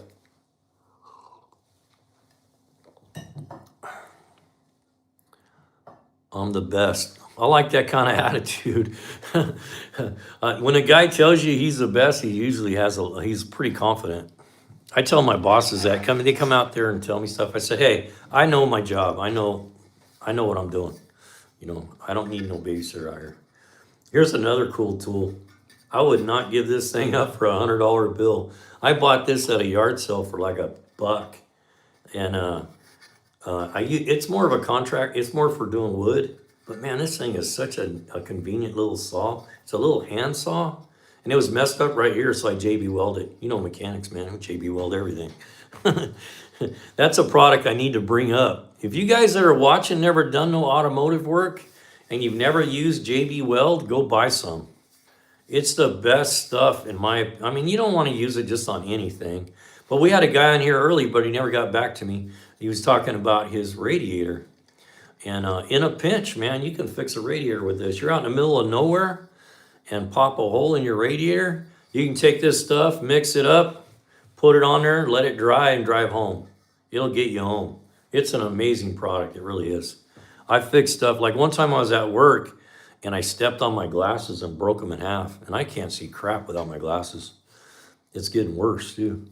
And I was like, don't scrap it, JB it. Yeah, I'll tell you a story about JB Weld that'll blow your mind.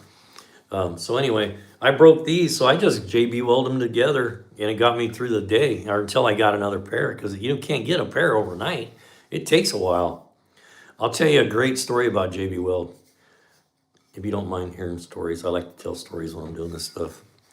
Anyway, I was young, man. I was about 18, 19, maybe younger than that. No, I was younger than that. Yeah, because I got married really young. So I was probably about 16, 17. And it was my first truck that I ever owned. And I did a water pump on it, and I filled it full of water. And I didn't know any better. I'm like, I'm not doing that. I just put water in it. And I live in Northern California, so it gets cold in the winter, but not hard freeze, Sure in hell, man. I did that, and the very next night it froze really hard. And so I come walking out, and I see water dripping out from underneath my truck, and I'm like, it was a 56 Ford pickup. Was it 50? Oh, it was 58, my 58. And I go, what the heck? As I open the hood up, man, and there's water just dripping out of the side of the block. And my uncle comes over, and I said, man, I don't know what I did. My truck is leaking water out of the side of the engine. He goes, did you put antifreeze in it? And I go, no. He goes, you got to put antifreeze in it. I said, nobody told me that, because I didn't know nothing, I go, I think it cracked the block. And he comes over and looks at it, and he goes, yep. He goes, you cracked the block. And I go, holy moly, it's the only vehicle I had at the time. And he goes, we can fix it. I said, how are you gonna fix that? He goes, go get me a grinder. He goes, drain the water out, let it sit for a little bit. He goes, go get me a grinder. So he took a grinder and he just ground right into the crack. And I'm not talking a little crack, man. That thing it was a straight 6. It had about a 5-inch crack in it. And he ground into that with a grinder and made like a V.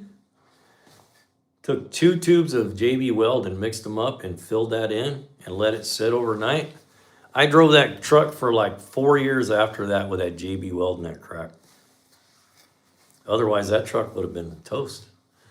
And, you know, so it's pretty amazing what you can do with it. It's cheap. They got some stuff now that's called JB Quick, and you don't have to wait for it to dry.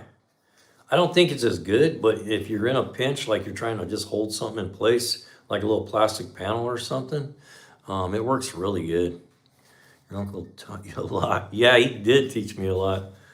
He taught me that that truck was a pile. How do you know? Why you say that? How do you know that truck was a pile? A pile. It was my truck. It was my favorite truck in the world. I wish I had it now. Be careful, we got moderators in here. Yeah. He taught me another trick. I don't know if you heard of this one before. Same kind of deal. I had a was it my pickup? Yeah, a pickup. And it sprung a little hole in the radiator. It was peeing water out the front. And I go, man, that radiator's got a hole. It just got a little pinhole in one of the cooling tubes. And it's just peeing water out. I go, really? My uncle goes, we didn't want to hurt your feelings. We didn't want to hurt your feelings.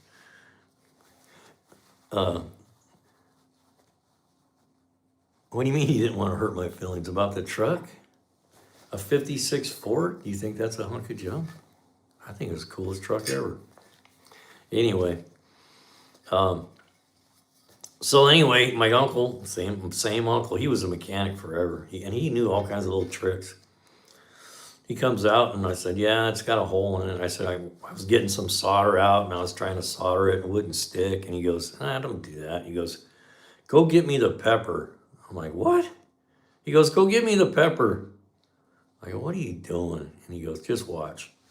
He takes the pepper and he puts like 3 tablespoons of pepper in the radiator. Stop that leak, man. I couldn't believe it. It was an old trick, you know, the old timers used to do. And it worked. I mean, I wouldn't recommend anybody doing that now, but it fixed my truck long enough for me to get another radiator in it. So anyhow, let me show you this. I don't know if many of you are doing any soldering, but man, this is a really cool tool. We're going to do a demonstration here shortly on how to solder. We're going to demonstrate this tool. I have one of these at work. I actually have 2 at work, and I got 1 at home. And I use this thing to do jewelry, silver. It's a mini torch. It's made by Power Probe. Really good quality tool. And it uses butane. You fill it through the bottom with butane. And it's adjustable. It has adjustable flame right here. You can adjust the flame up and down. We can adjust the flame, the oxygen into the flame, so you can turn it yellow or blue. We used to crimp them when they had a leak. Yeah, you know, I've done that. Take a pair of pliers or something and just squeeze them. Yeah. There's all kinds of little tricks. The old timers knew some good ones though, really. I can remember there was all kinds of stuff he taught me, and it wasn't like stuff you do now. It was more for like farming, you know, like a farmer or something. Did you ever make thermostats out of a beer box? Hell, he used to do that all the time. Like, need a thermostat gasket? Give me that box. He'd take it and trace it out, take a hammer and hit the edges and then cut it out and make the hole, put it on there, done. I think everything he owned had a Budweiser thermostat gasket. Yep. So this is a really cool tool, man. They're really controllable. They're really, I stepped on one of these, but they're pretty tough. I mean, you can drop them and stuff and they're tough, but I stepped on one of these. I had it sitting on the ground. I wasn't paying attention. and I'm no light guy. And I broke it, so I kept it for parts. What's up, Grady? Papa Smurf, make you think Papa Smurf. Yeah, I kind of look like Papa Smurf, huh? Kind of. Everybody says I look like somebody. I was told I would look like Charles Manson. I look like some UFC fighter guy. I mean, I look like a lot of people. That worries me.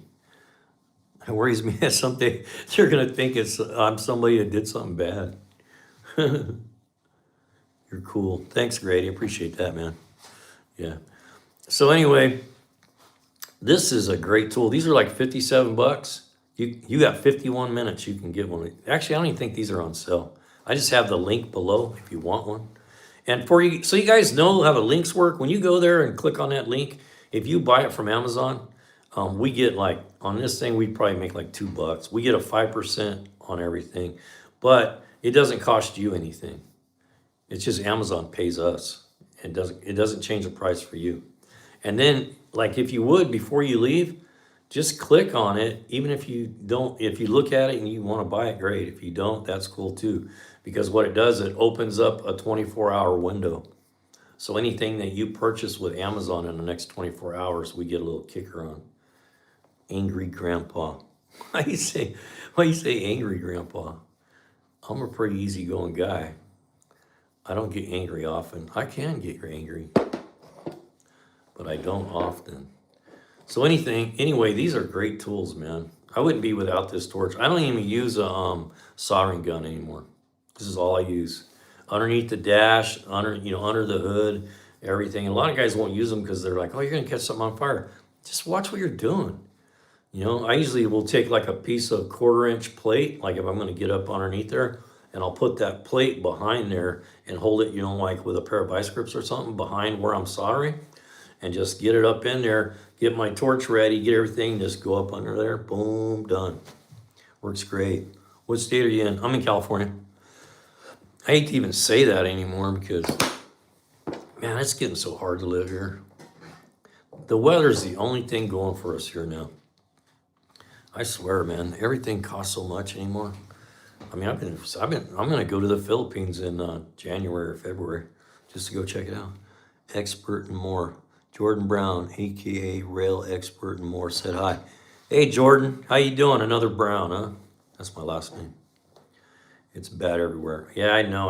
I looked around because I was gonna sell my house, and initially I was gonna go to Idaho, and because I was fed up, man, I'm like, I want out of here. And I went up to Idaho, but man, everybody took their California money to Idaho, and Idaho is just as bad as California now when it comes to prices. Doing good. Good to hear. Yeah, we're just kind of shooting a bull, talking about tools and stuff. Let's see what I got else for tool. Here, I'll show you this little tool. I love picking up these old tools, man. I don't know what it is. I like showing them off too. So I don't know if you guys are aware, but Nicholson, what used to be like and they still might be, but I'm sure they're not made here anymore. But Nicholson used to make all kinds of really cool files, good quality files, man. So I picked up this little Nicholson file. Look at this thing. So it's rounded, it's half round, and then it's got like really raspy on this side and really smooth on the other. But I do a lot of like jewelry work. Do you all have a Harbor Freight there? We do.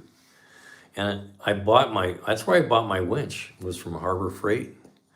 But it's a lot of stuff there. The only thing I really have liked from Harbor Freight was my girl just bought me a Pittsburgh aluminum jack that I like.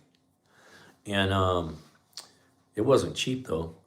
And then the Iconic brand is pretty decent. They're a pretty decent tool, I think. They're kind of going up in price though. I was gonna try to give away one of those Iconic mini ratchet sets. Man, but they sold so fast I couldn't even get one. Yeah, the only thing I usually use Harbor Freight for is if something that I need and I'm only gonna use it one time. Like I needed this press thing for my Harley. I think I got it at Harbor Freight. Maybe I didn't, might have been Amazon. But anything like that I'm just gonna use once. Zip ties, yeah. I buy myself. That's funny you say that. I'll show you what I get there. I buy certain things there, but I don't buy too many tools there.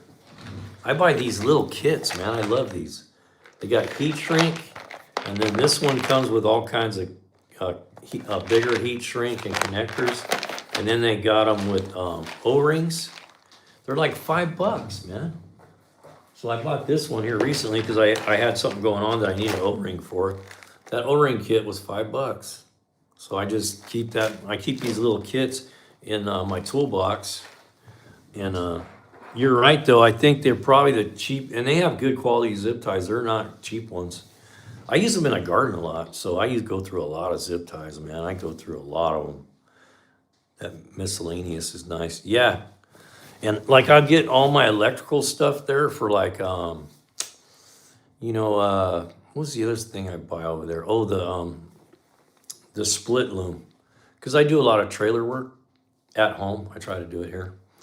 So I rewire trailers and stuff. Turn that way a little down so I can see better. So I use that. I use Harbor Freight for that because they're cheap and it's good quality for the most part from what I've seen, for sure. Anyway, let me see. I don't know if you guys seen this thing, but I don't know who was in here. I'm going to redo this thing. Look how all rusty and nasty it is. And it had a big old chunk of rust on it right here on the blade. But it's an old timer. And I got it for $1. So I'm going to restore this and I'm going to make a sheath for it and make the handle look all cool and stuff. We're going to restore this, and I think I'm going to make a little video about it. It's amazing how many people watch this stuff. People doing this on YouTube. It's pretty popular watching people restore stuff. But anyhow, let me, I think what I'll do, let me see if I want to show you guys one more tool. And then, like I said, when it comes to the tools, we make a little bit. And I try to, oh, this is a good deal. If you don't have a meter, man, this is a good deal. Look at this. I've been using fluke meters since, I started working in the trade. Accent Relic. That miscellaneous. Yeah, thanks for saying that. So this is a pretty good general fluke meter. For a guy that's just starting in the industry, you could do a lot with this. And they're on sale. They're $124 and they're usually $165. Yep. I've had a fluke for 30 years. And the one I have, it still works fine. This, my boss, he goes, get you a new meter, man. I said, all right. So I bought a big old fancy one. It has all the bells and whistles on it, but this is a good general fluke meter. This is a, yeah. I tell you something I bought from Fluke. Was it Snap-on I bought it from? Or anyway, one thing I don't like about these Flukes is they're rated at 10 amps. So if you start measuring amperage with this thing and you don't pay attention, because I've loaned mine out, and you see where it says amp, it has a 1 amp and a 10 amp. And there's 2 fuses in it. So a lot of times guys will use mine and they don't know what they're doing. They hook it up wrong and they'll pop the fuse. And those fuses are $20. They're expensive. So anyway, I put a cap on mine where they can't use the 1 amp and only the 10 amp. But what I did, because anymore, like when you're checking for a parasitic draw, as soon as you open the door up, there's so much current, it'll pop that fuse. So I got a what they call a low amp probe, and it measures from like 0.0 up to like 5 amps. So it's a low current probe, and I really like that tool. It works out great for like when you're looking, because it's a probe. You don't have to disconnect the battery, because when you disconnect the battery, when you hook it back up, everything comes back to live, and you got to wait 30 minutes for it to time out. And so those low amp probes are nice if you don't have one of those. I use mine all the time.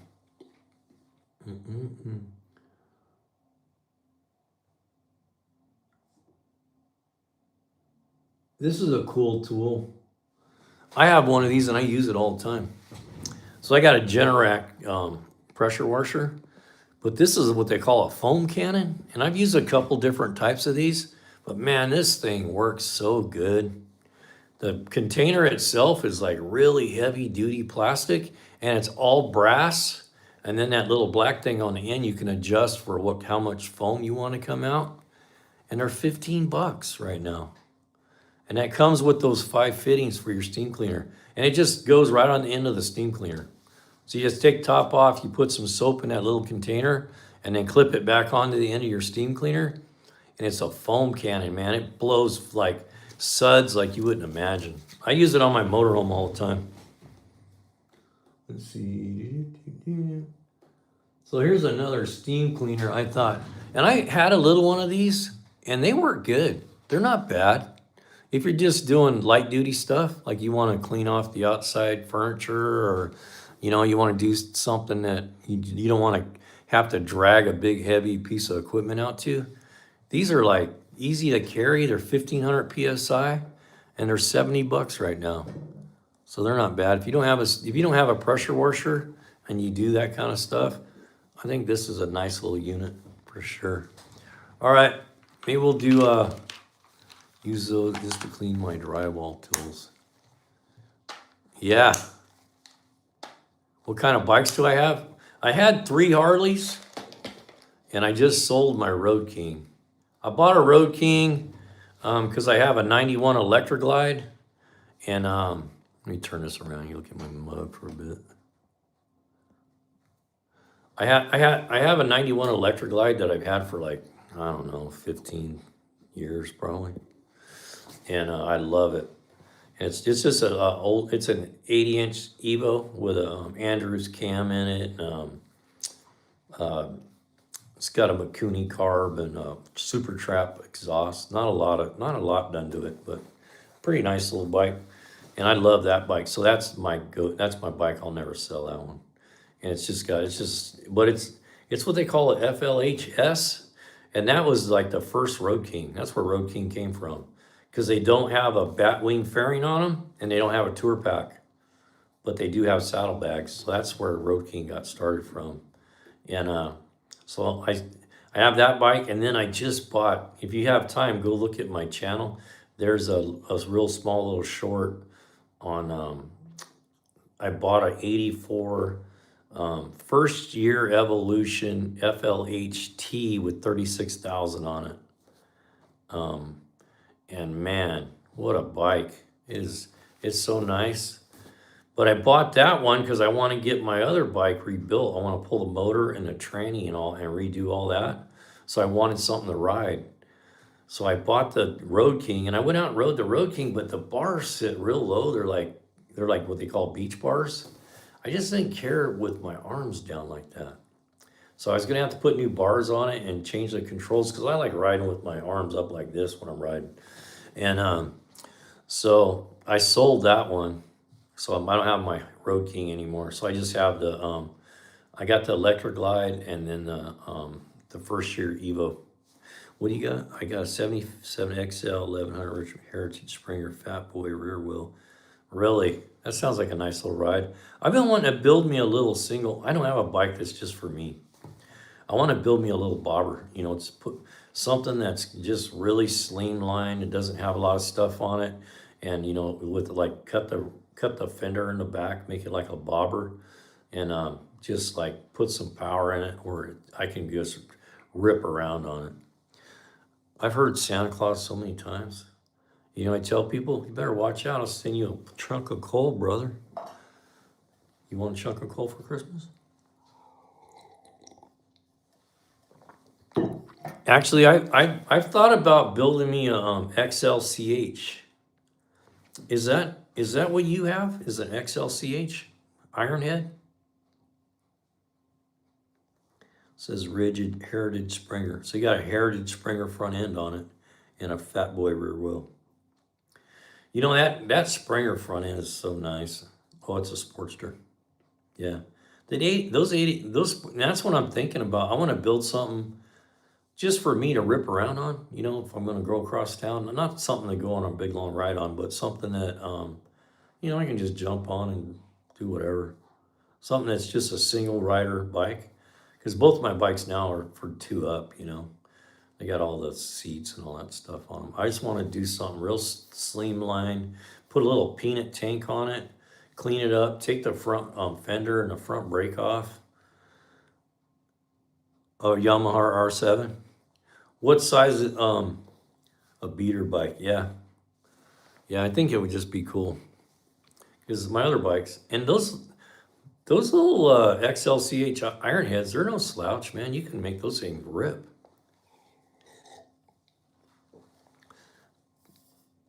PBX, an R7. What size is that motor on that Yamaha? I'll tell you a funny story about import bikes. One time I was riding with a group. There was probably about 10 or 15 of us. 689. It's a pretty good sized bike. Is it more like a sports bike? Like a cafe bike or a sports bike? I'll tell you a story. We were going up, I live in Australia. Oh, really? I get a lot of people in here from Australia. I told a guy the other night, I said, I've always wanted to go to Australia and just ride across Australia on my bike. I always thought that'd be a great thing to do. But I know it's pretty like a desert there. It's pretty arid. What's up, mate? Yeah, for sure, huh? It just seems chill over there. Hit all those little pubs and stuff, Anyway, one time we were riding up the canyon. There must have been about 15 or 20 of us. And we're riding.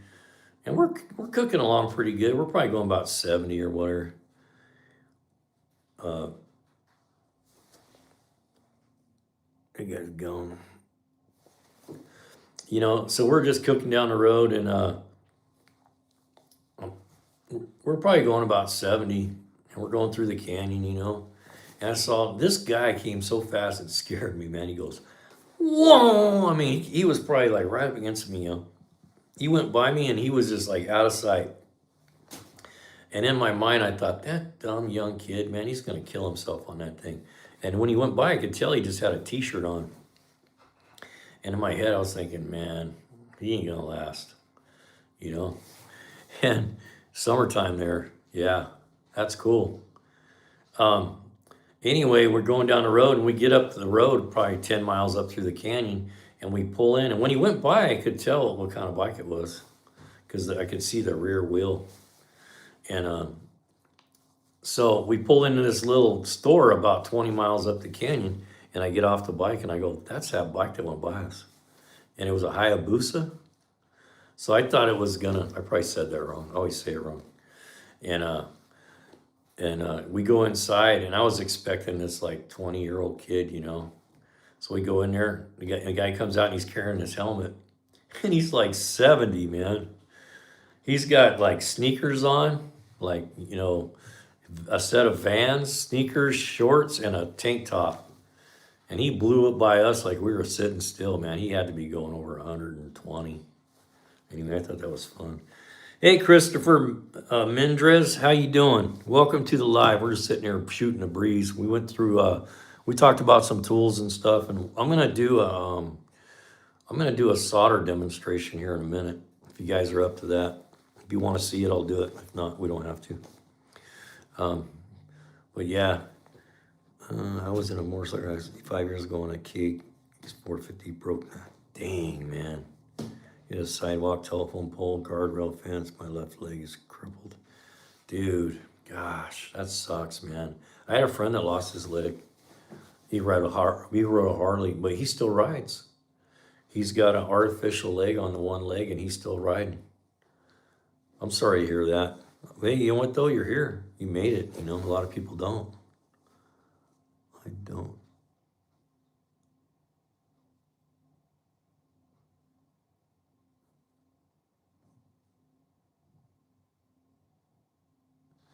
Yeah, I don't too. Yeah, it's a risk you take, man, when you're on a bike. You just never know. You know, you could have a blowout. You know, you could hit something in the road. I've had some close calls over the years. I had a guy almost hit me in a motorhome one time. I was going up through the canyon and really windy, and this car is coming this way, and I'm going that way, and I'm on the side where the canyon is, and just as I get up on that car, he's getting ready to go by me. This motorhome pulls around him and tries to pass him. Man, I'm so lucky I didn't get hit. It was like I was on the brakes, hard on the pavement, and then got into the gravel, fishtailed it through the gravel, almost went off the canyon, and barely didn't go off. I made it through it. I didn't crash. I didn't hit him, but man, I about shit my pants, I can tell you that. I don't know, you know what? I don't know why we get all these like keyboard pirates, man.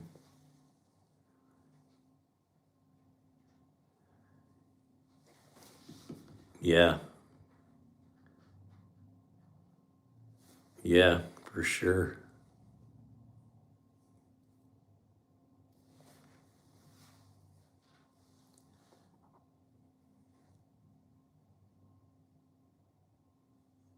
Make sure I got the right guy. We had a guy come in the Harley shop I worked at, hit a wild turkey and laid his bike down. Yeah, you know, it's a serious thing. My buddy hit an owl one time at night. He didn't wreck, man, but he said, oh my God. He goes, I almost went off the back of the bike. He was going about 80 at night, and a big old owl flew across, hit him right here, square in the chest. And he goes, I almost went off the bike. He goes, I almost freaking went right off the bike. He goes, he has bad luck because he had a Great Dane one time too. He said it was only going like 40, but this Great Dane jumped out, and he said the wheel went underneath his butt, and the dog was up running on two legs on his front wheel. I said, man, you got bad luck when it comes to animals in that bike. Yeah,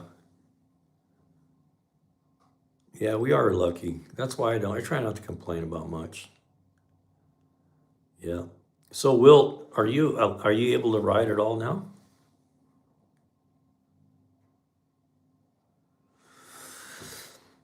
I knew a guy that was in a wheelchair, and they built him a thing where it went up on, and where he could get up on his bike. Man, I'd suck if I couldn't go riding. I'd hate it. But you're lucky that you survive. A lot of people don't. I tell people all the time, man, you got to pay attention when you're on. And I try to teach new guys how to ride. You still ride? Good for you, man. Good for you. That's awesome. Yeah, my buddy that lost his leg, he still rides. I still see him all the time. And he just pulls his leg up on the one side, and he's got an artificial like limb on the right leg, and he's still riding.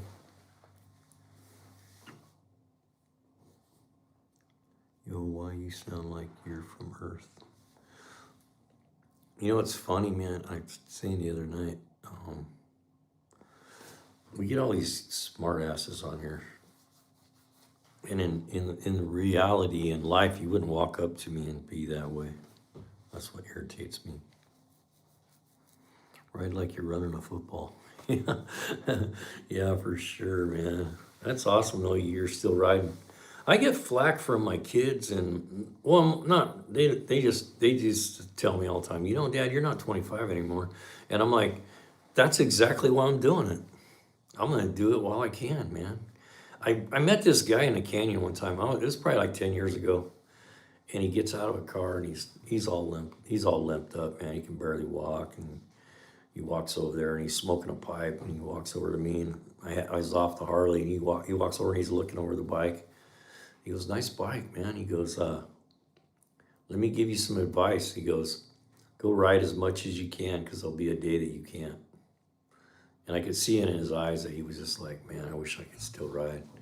And I remembered him telling me that. And I think about it, You know, every time I think about, and then I go, you know what, I'm going to ride in the day because I can still do it. So I'm going to go do that. And it's a freedom thing. When I lost my wife, man, I was in bad grief and I was just trying to get my shit together, man. So I was ripping around, you know, riding all the time. And I was going to go on this trip. I went to Arizona across the Tehachapi's in November. And I mean, that's a risk. I don't know if you've ever been across the Tehachapi's, but usually they get closed down from snow a lot. And what happened the week before, I'd been drinking too many beverages. I backed into my electric glide and I crushed the front fender. And I was going to go to Arizona in a couple days, and I was like, piss on it. I'm not going to let that hold me back. I got my wrenches out and pulled that fender off, put some wire ties around the front fork, and I went to Arizona, man. I wasn't going to let that thing keep me from going. And my neighbor came over, and she's kind of like my sister, you know. I call her Big Sis. And she starts yelling at me. You shouldn't be doing this. You don't know, you have no business out here riding this thing by yourself and blah, blah, blah. And I'm like, you know what? I'm not gonna listen to you. I said, I haven't listened to anybody most of my life, you know, and I'm gonna go because I can. And I rode across from California to Arizona solo at night through the desert, man. Just ripping it, man. And I'm so glad I went. I had such a good time. And it helped me get my mind together, you know. It was a good thing for me to be out by myself with my bike, out in the middle of nowhere, just ripping down the road. And so I'd do it again. I want to do it again. Matter of fact, I'm gonna probably try to go to Montana next. Found some peace. Yep, absolutely. Yep, and you think a lot of guys do that. You know, you see a lot of guys riding. They're riding because they're trying to battle their demons, man. But it gave me a place to call. You know, just a peaceful. You put your mind doing something else besides thinking about what you're going through. Yeah, for sure. So anyhow, hey, I'm gonna do this. I'll do this soldering thing real quick. It only take like 5 minutes. You guys want to check it out? Hopefully there's some people here that will learn something from the soldering. Give me just I got something right there. Can you just make sure it's not gonna leave? Make sure I got a piece of wire in here. I don't even know if I got wire in here. Hopefully, yeah, I gotta clean this room up, man. It's starting to look like a crazy nightmare in here. So what I'm gonna do, I'm just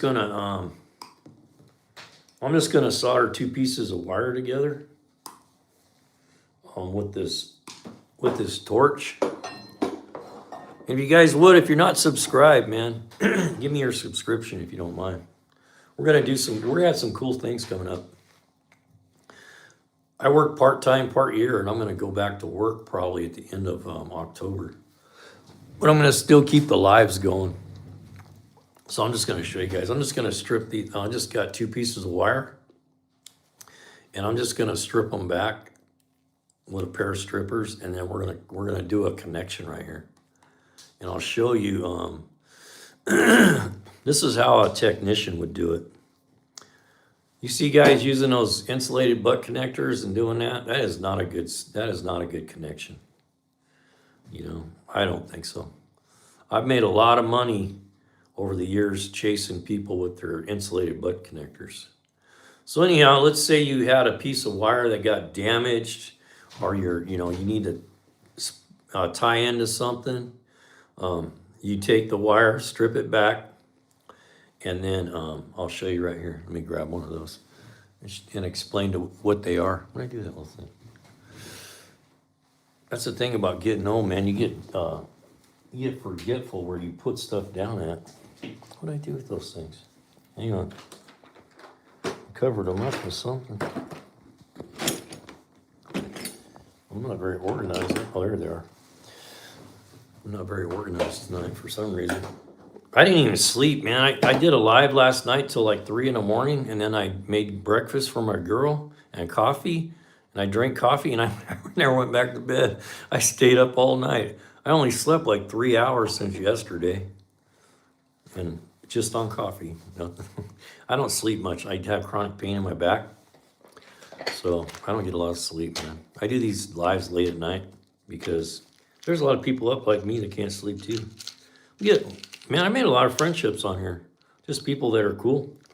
And we're making a nice little community here. We've only done like 6 or 7 lives now. And like Wilt, I'm gonna put you down on my list because we're gonna switch over to StreamYard, which is a piece of software that allows us to have people come in and we can have like a panel of people. And so that'd be cool. So anyhow, like I showed you before, these are non-insulated butt connectors. Is organized, that means you ain't doing nothing. That's what I said. You can tell by the guy's toolbox that's doing the most work because he's got his toolbox strung out everywhere. At least at the end of the day, it takes me an hour to get my stuff cleaned up. But I'm good at what I do. You know, I'm good at what I do. So these are non-insulated butt connectors. They're metal. You guys can see those. And there's no split in them. Those are the ones you want to use. You don't want to use those ones with a split in them. And the way I do it is I take it and I load the butt connector up in the tool. Because then you know exactly where your piece is that you're crimping. And then once you get it like that, okay, you put your wire in there. And make sure you get all the wires in there. Don't leave one hanging out as a straggler. You know, you want to make a good connection. So get it like that. Let's see if I can get it good. And then go ahead and crimp it. Give it a pretty good crimp. And so let's say this was a wire that was hooked to something. You would put a piece of insulation on here before you crimp this. Because once you crimp this, you can't get it on there. Tell me how many times I've done that, did this, and went, oh man, I forgot to put the shrink tube on. So anyway, what we're going to do, we're going to go ahead and do the same thing on this. I'll talk about the shrink tube in a minute. And I do these, educational stuff for people, trying to teach people how to do stuff. And hey, Crystal Princess, how you doing? Welcome to the live. I'm going to do a demonstration on soldering right now and show you how to do a good job. This tool and the torch I'm going to use is in the description. I think you still have time. You got 20 minutes to get the deal. Anyway, so I'm going to go ahead and crimp this one the same way. So I just put the wire in there.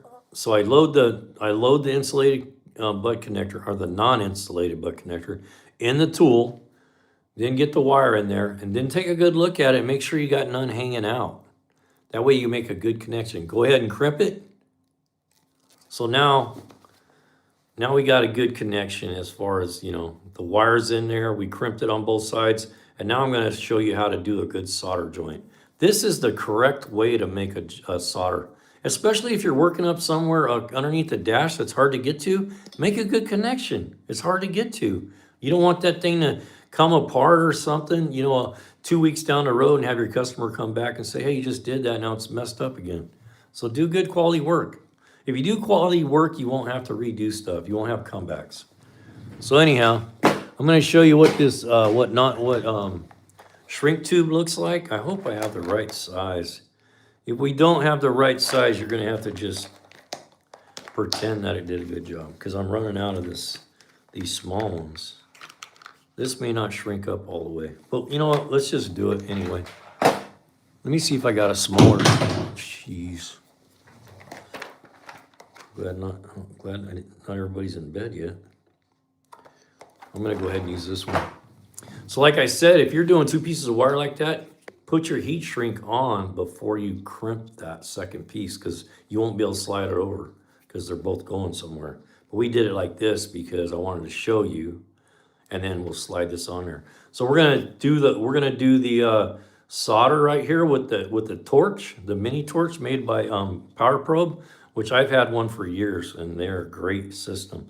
And then after we do it, we're gonna put the heat shrink over it like that, and then we'll heat it up with that same torch.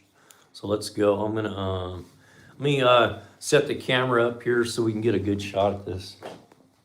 I need my little torch, hang on a sec. We'll get you guys going. Let's do this. Let's see if I can rotate it that way. I might have to do it right here because this thing's the way it is. Give me a second. Catch it on fire. Hope not. I got to get me a new boom arm. This boom arm I have, it's fair, but it doesn't do everything I want. Ulanzi makes a nice boom arm, but gosh, they're expensive. I mean, they're like almost $100. So I'll just do it right here.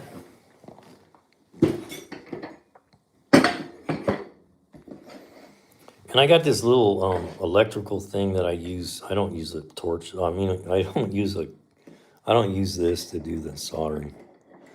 I got a little thing that has two little clips on it that holds the wire for you. But you can do them this way. So let's pull this down. I don't want to get too close. I don't want to mess up my fancy phone. So anyhow, you're just going to use standard solder. It's best to use like a small solder when you're doing this. Even smaller than this would be better, but this is what I had for the night. Okay. Where did I set my torch down there? If you guys are wanting to get in on any of these deals, you better get with it because you only got. Man, am I the only guy that sets down their stuff and then it disappears? I just had that torch in my hand and now I can't find it. It's black, that's why it's hard to see. Anyway, I want to explain to you a little bit about how solder works. And a lot of, even guys that has been working in the field for a long time don't understand this. And that solder goes to the heat. So if you want the solder to go in here, you want to put the heat on this other end and then feed the solder in here. So like this. So what you want to do is heat this. And then as you feed in the solder, it's going to go to the heat. So just remember that when you're doing solder, it's going to go where the heat's at.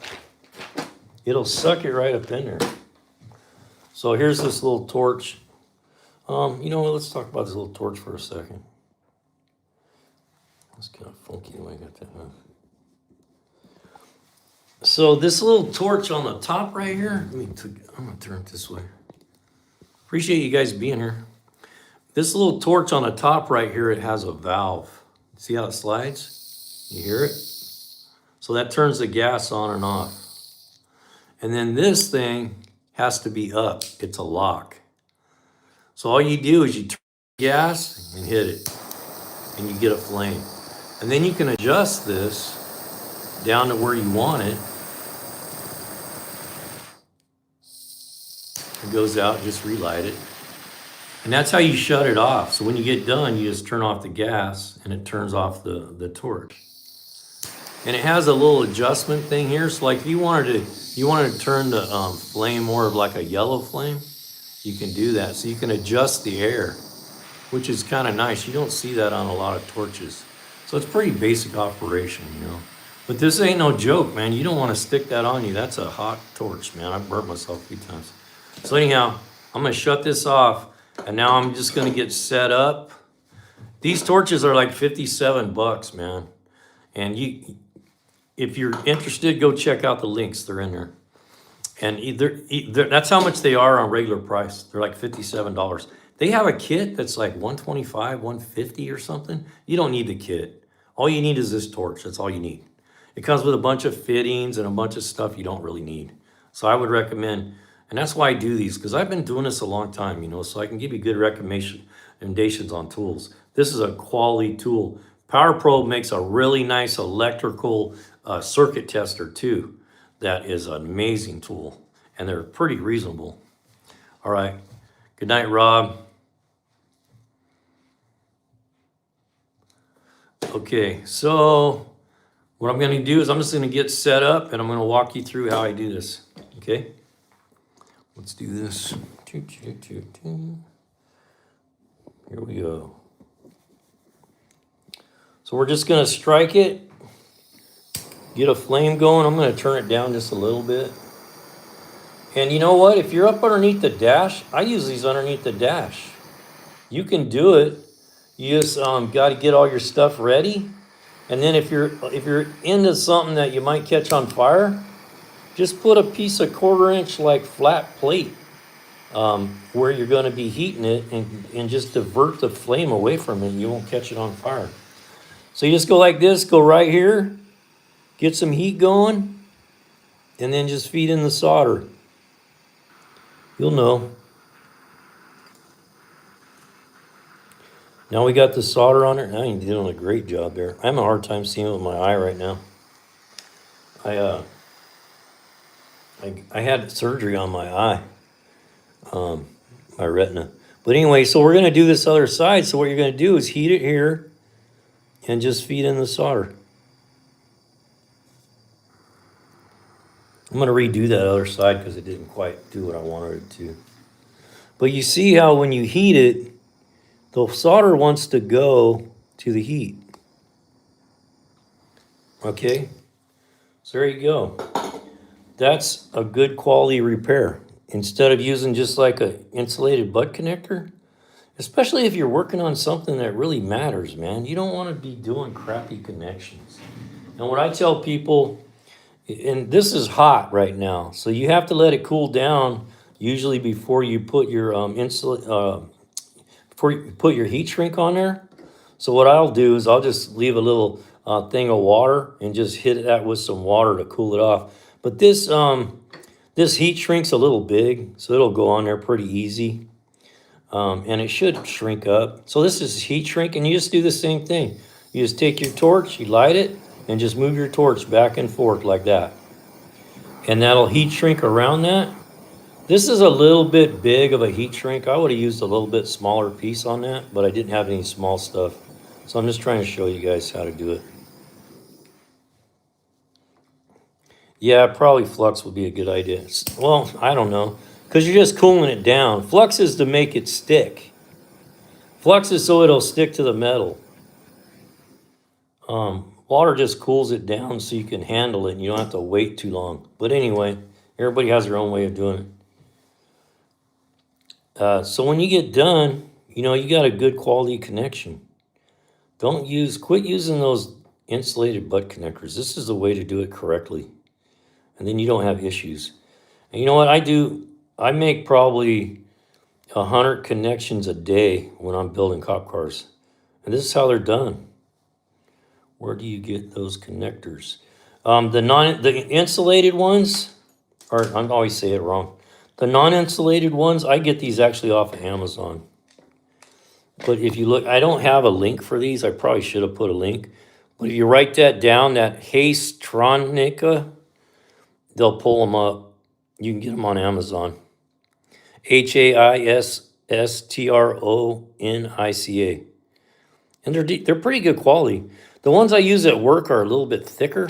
They're harder to crimp, so a little bit thicker. But this little box is pretty nice. You know, I keep this in my toolbox, and it has like, you know, 3, 4. It has 1, 2. It has like 6 different sizes, and they're not seamed. That's what you want to look for. If you're buying these, make sure there's not a split in them. Because the ones that are split, when you crimp them, they'll just smash and they don't do a good job. So anyway, we got any questions about the soldering? But this, man, if you just have a soldering gun, this is twice as fast as a soldering iron. Once you use one of these power probes, you won't use a soldering gun ever again. Some guys are afraid to use these because they don't want to get up underneath the dash with them. I do it all the time. You know, you just got to get your stuff ready, get it all crimped, and then just slide underneath there. Boom, done. Go out. Don't spend an hour in there heating everything up. But anyway, that's how you make a good connection.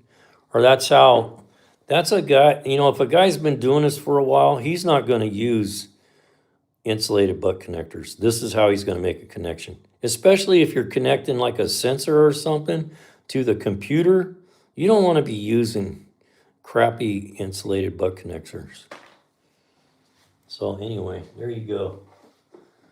So if you're doing any of that kind of stuff for yourself, you know, and you want it to last, yeah, I do, Will. That's what I do. So right now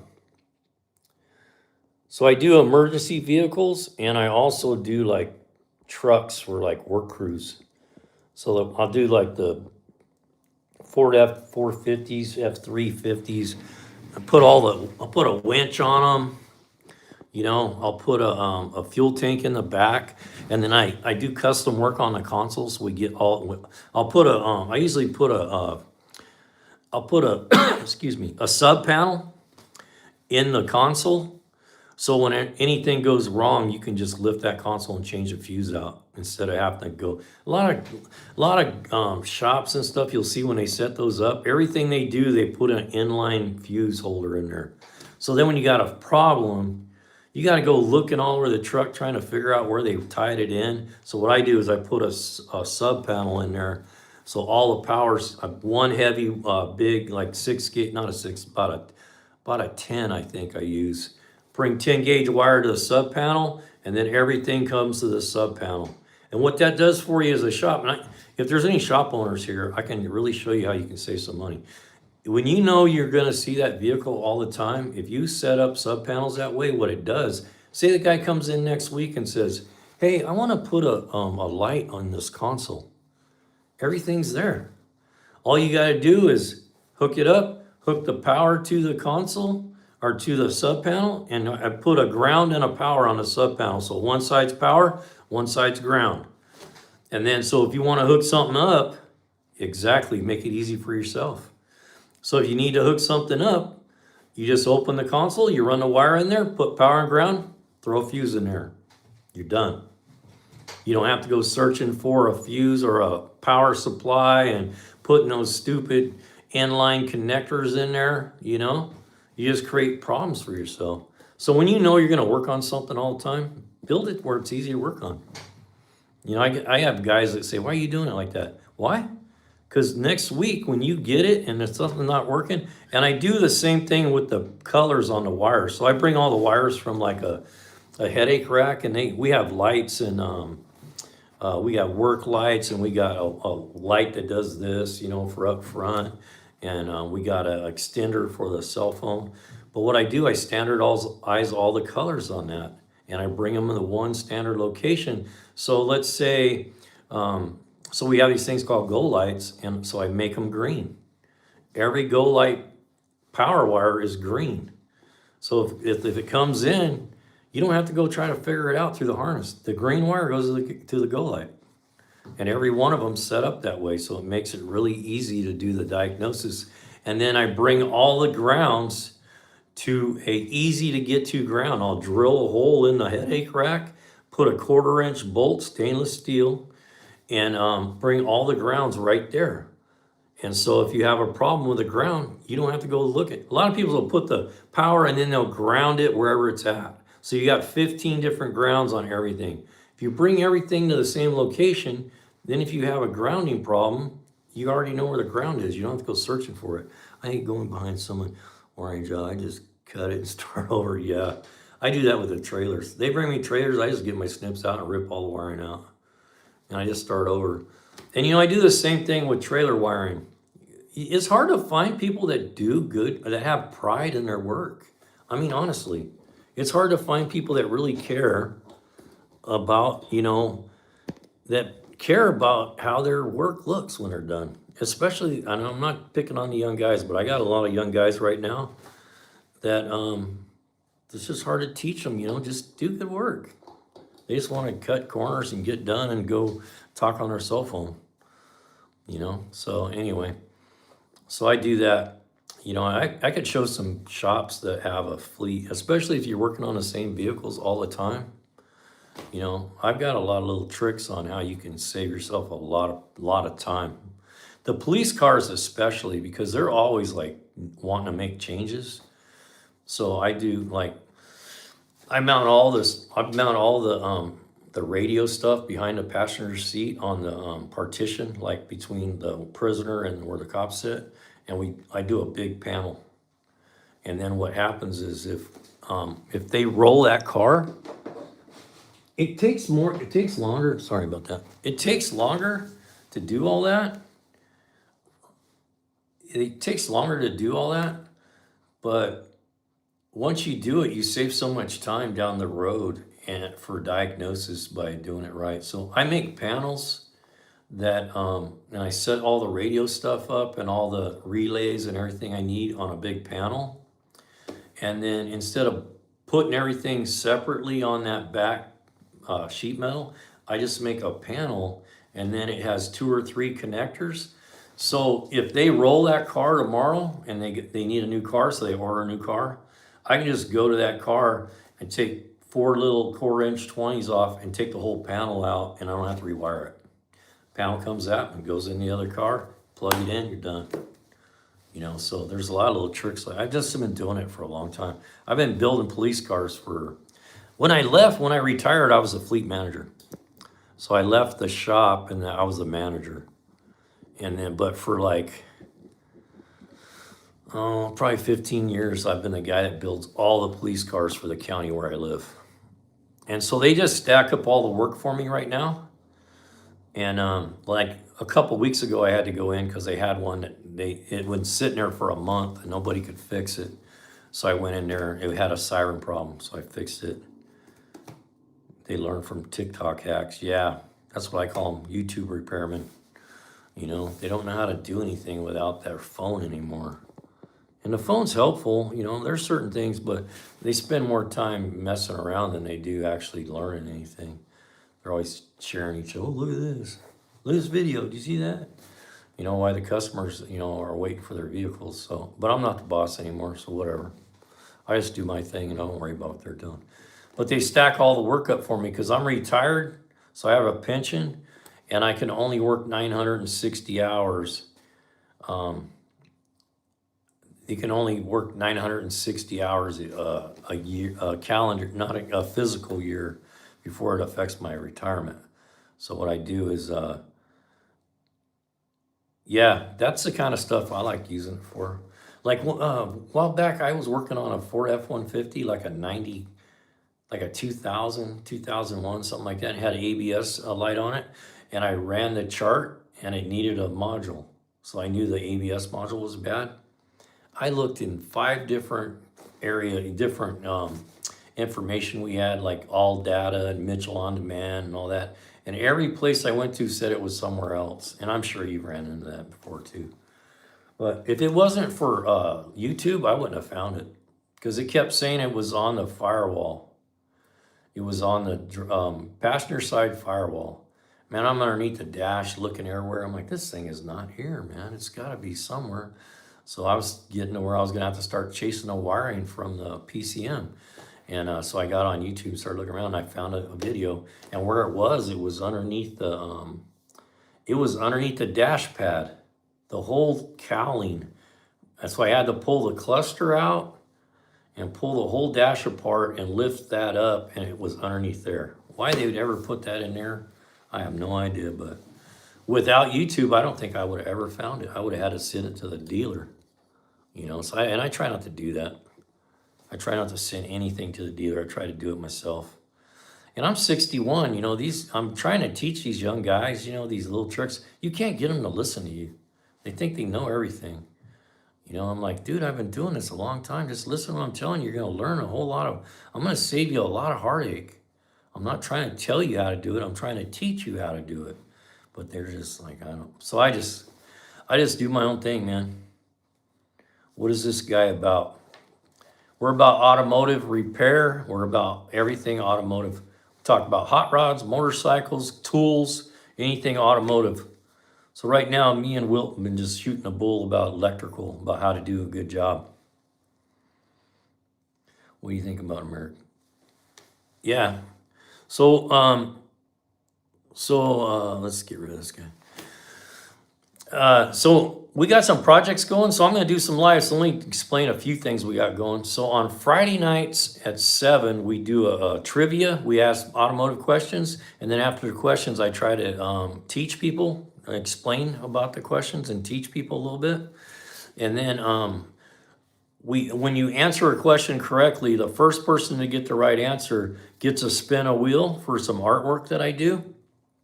But at the end of the night, everybody that answered a question correctly goes on that wheel and we spin for a tool.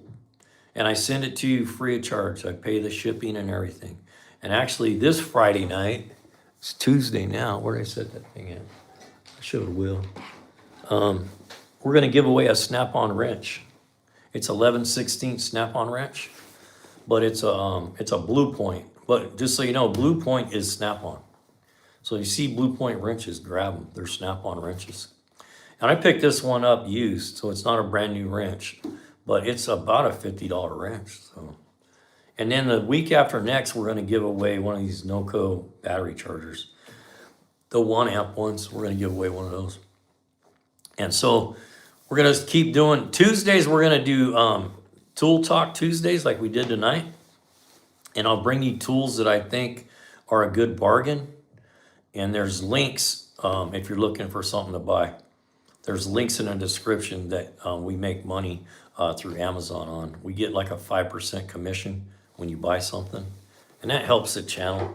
And by helping the channel, we're able to help other people, you know, do other things. So it all helps out. We're just trying to build a community, you know. And I drop videos about different things. You go look at the channel. There's all kinds of videos on there about different things. I used to do construction for the city. Alaska here. Hey, welcome, Alaska. Burbinzo 88. Used to do construction for the city. Yeah, so I worked for a county for 25 years. And I worked my way up from the lowest level all the way to the fleet manager. So when I retired, I was a fleet manager. And then I had to go back to work. It's funny, it's like New York City. William Cox, welcome. I'm in Northern California. I work auto body. Burbinzo 88. You do auto body? You do paint?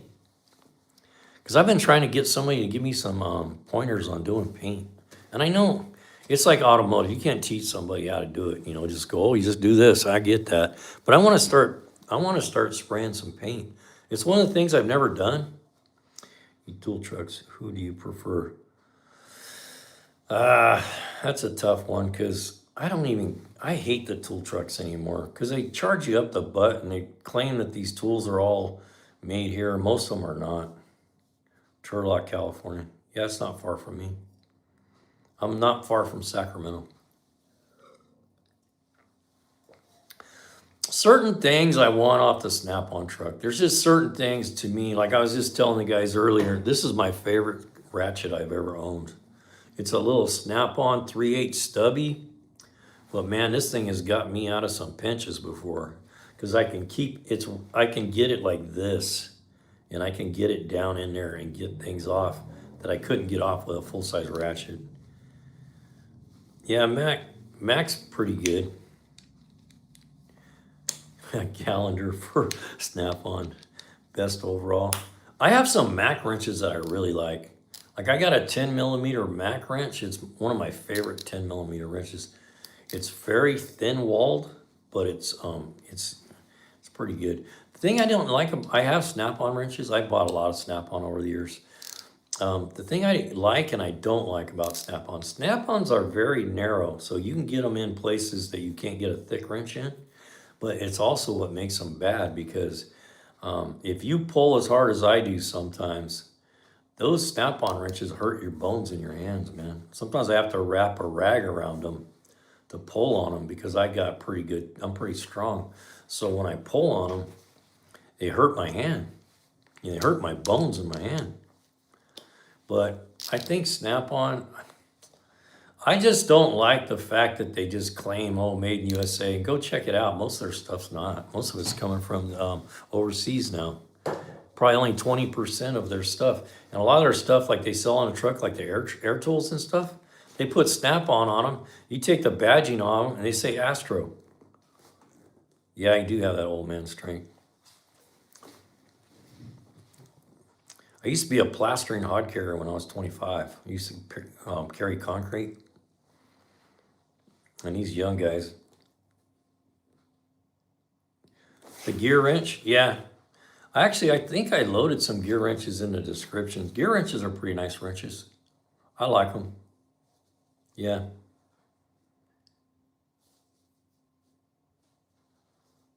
I think Snap-on still makes the best boxes though. Yeah. Um, Mac makes one I really like. It's called a Maximizer. That's a nice box. We have a couple in the shop. I'll tell you a funny story about that Maximizer. So on that Maximizer, they're claiming the fame you can pull the drawer out all the way and you can jump up and sit on it. You know, the drawers are really nice and they're deep. The very top drawer is nice and deep. So a couple of the guys got those Maximizer boxes, and one of our guys, he's my age, and he goes, you know what? I think I could fit inside that upper drawer. And I go, let's check it out, man. So we got him up in, the drawer was empty because there was no tools in it. So we were messing around. And so we got him up in that drawer, and we got the drawer all the way closed, and just his head's like this, you know. And his ear got stuck. And I'm pushing on the drawer because we wanted to be able to say, we put Craig inside that drawer. And he goes, you're gonna turn my ear off. So we had to stop. That was funny as hell. But the Maximizer is a nice box. I have a Snap-on box at work right now because I'm portable, so I can move my stuff, you know. So I don't like a really big box because it's hard to move.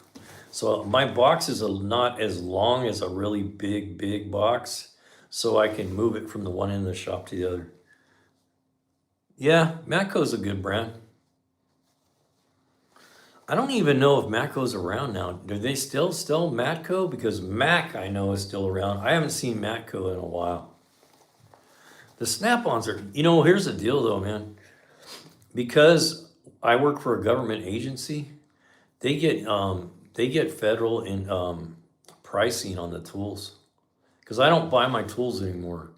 The tools are provided by who I work for, and they get a commercial account through Snap-on, and a lot of times the Snap-on tools are cheaper than if we buy a OTC or something like that.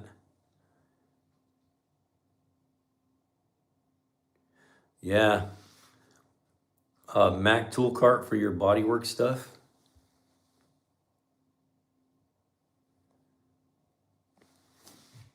I have a Snap-on box in my garage right now that I bought it used from one of the other guys who I worked with when he upgraded his box. So it's like it's not a real big box. It's probably like 3 feet wide, and it has a big top box that goes on top of it, like a chest style. And the top box is a Mac, but the bottom box is a Snap-on. I've had those boxes for almost 40 years now. I mean, they hold up, man. Oh, mostly online. Really, I didn't know that. So Burbenzo, what do you recommend for a starting shooting paint for a beginner, a gun, a decent gun without breaking the bank? I got a couple recommendations here recently. One guy told me 3M, and then the other guy said, no, don't use 3M. Use this. Because I want to learn how to paint. I've never done it. I mean, I don't want to paint other people's cars. I'd like to learn paint enough to, like, you know, put some paint on the stuff that I own. And I know it takes talent and it takes time and practice, so I don't expect much, but spray can. Shoot, I wish I knew. I stuck to the bodywork and let the painters do their thing. Oh, really?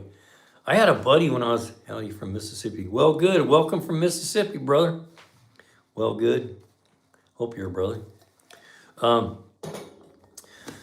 I had a buddy, and his dad was a paint and body guy. And man, he used to make money hand over fist doing that.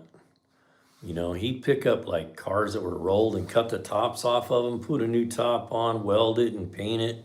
And first starting out, just go to Harbor Freight. Really?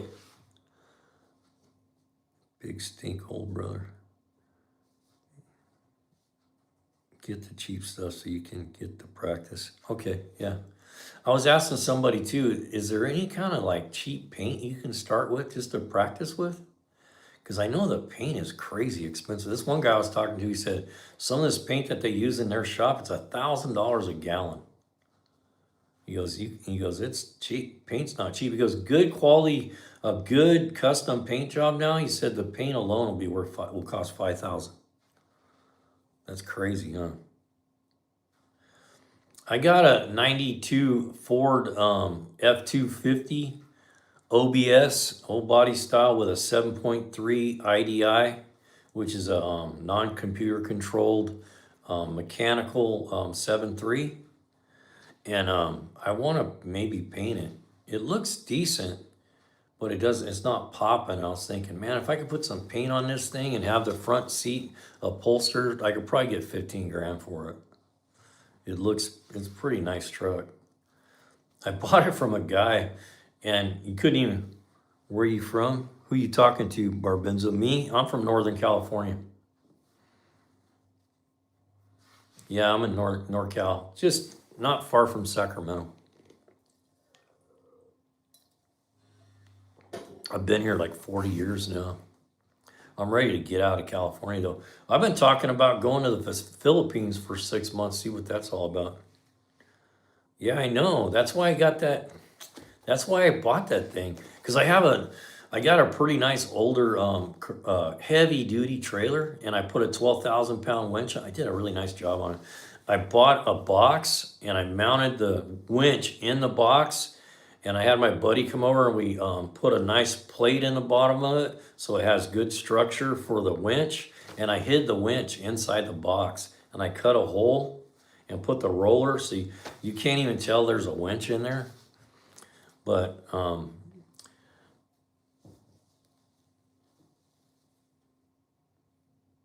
really, BMW collision repair. I love the square body Chevys though. Yeah, they're nice. I got a 71 Chevy C20 that I've had forever. I need to pull that motor out and I was thinking about doing that with the channel, is pull the motor and update the intake manifold and put HEI. It hasn't been touched, man. It's still got point ignition in it, everything. Yeah. But that 92 Ford, man, the prices have went crazy on those things. And that 7.3, if you've never worked on a 7.3, yeah, I can haul cars. Yep. That 7.3, it was crazy. The rear was locked up, and I didn't even know if the motor was good. I couldn't crank on it. It had no batteries in it. You know, there was no way to even try to start it. And so I got a smoking deal on it. And I put glow plugs in it, a new starter, and it fired right up. And those 7.3s, all right, man.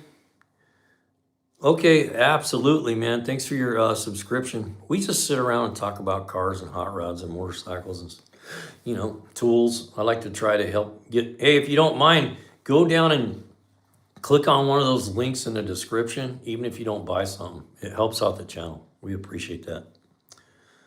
Yeah, for sure. Thanks for your subscription. Anyway, that 7.3 diesel, best motor Ford ever built. They'll go 1,000,000 miles. I'm not exaggerating. When I say that, they will go 1,000,000 miles. They can go the distance. And those older 7.3s, like the one I got, it doesn't have a turbo on it. It's what they call an IDI. It's called indirect injection. So it's got a mechanical injection pump. No computer, no check engine light. You don't have to have it smogged. But they'll haul 25,000 pounds. I mean, you're not going to haul it at 80, but hey, Al Bratt. Hello, sir. Wish I had a bird like yours. Oh, a beard like mine. Yeah, you know what, man? I've been told a lot of times about my beard. I was telling my girl, I said, we should come up with some beard oil or something. And the hats, too. What do you guys think about merch? Yep, they're indestructible, man.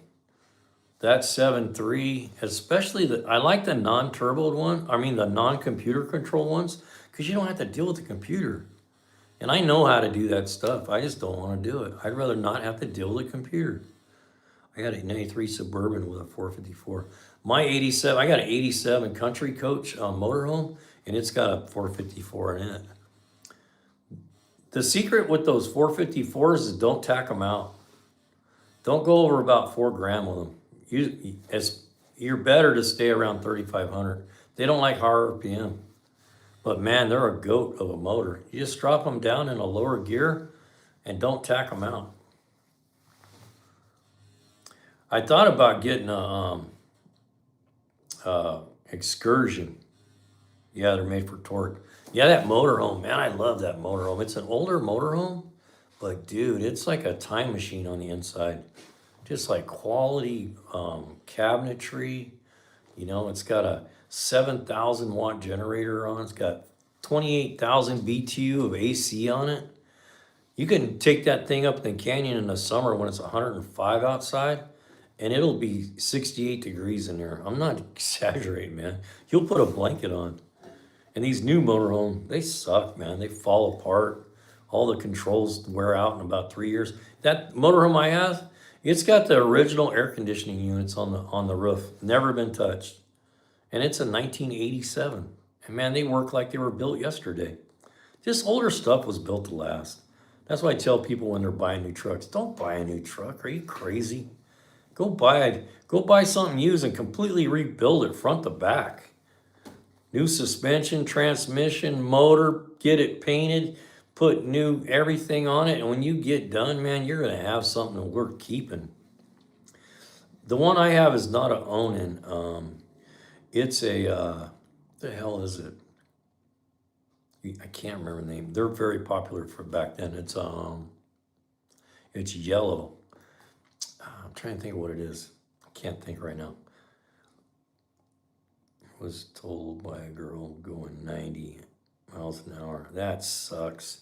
No, it's not a Bosch. It's a, you would think I could remember. It's been a long day. I did a live last night until like 3 in the morning.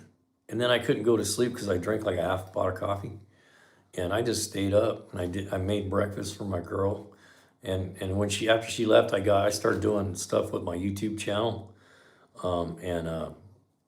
I didn't go to sleep today until like noon. I slept for like 3 hours. Told by a girl, that sucks, William. Yeah, once you have a good truck, man, when you lose it, it sucks, man. William Cox, she was parked on the side of the road outside of my house and some girl ran into it. That sucks. You know, it happened to me in front of my house. I had a little Ford Escape and I love that thing. I remember when I bought it, I thought, this thing's a pile, you know. It had a 3-liter in it, Ford Escape with a 3-liter. It was like an 07 or 8. Man, that thing was a blast to drive, man. It had really good clearance. And it was a little rocket ship with that little 3-liter in there. I loved it. Oh, Will, you're a night owl too, huh? I am, man. A lot of times, like, if I got stuff going on, I can stay up and just work on stuff until sunlight. I don't sleep much anymore. As I got older, I just don't require as much sleep. And my back's jacked because I've been wrenching for 40 years. You've been over and touch your toes for 40 years, man. It affects you. So my back doesn't let me sleep very well. So a lot of times I'm up, man.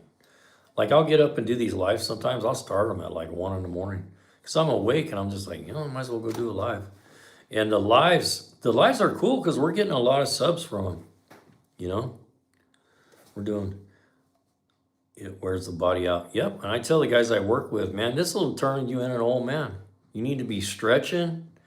You know, you should stretch in the morning and you should stretch after work because if you don't, you're going to be all crippled up. It does. But you know, I don't know. It's satisfying work. I enjoy teaching.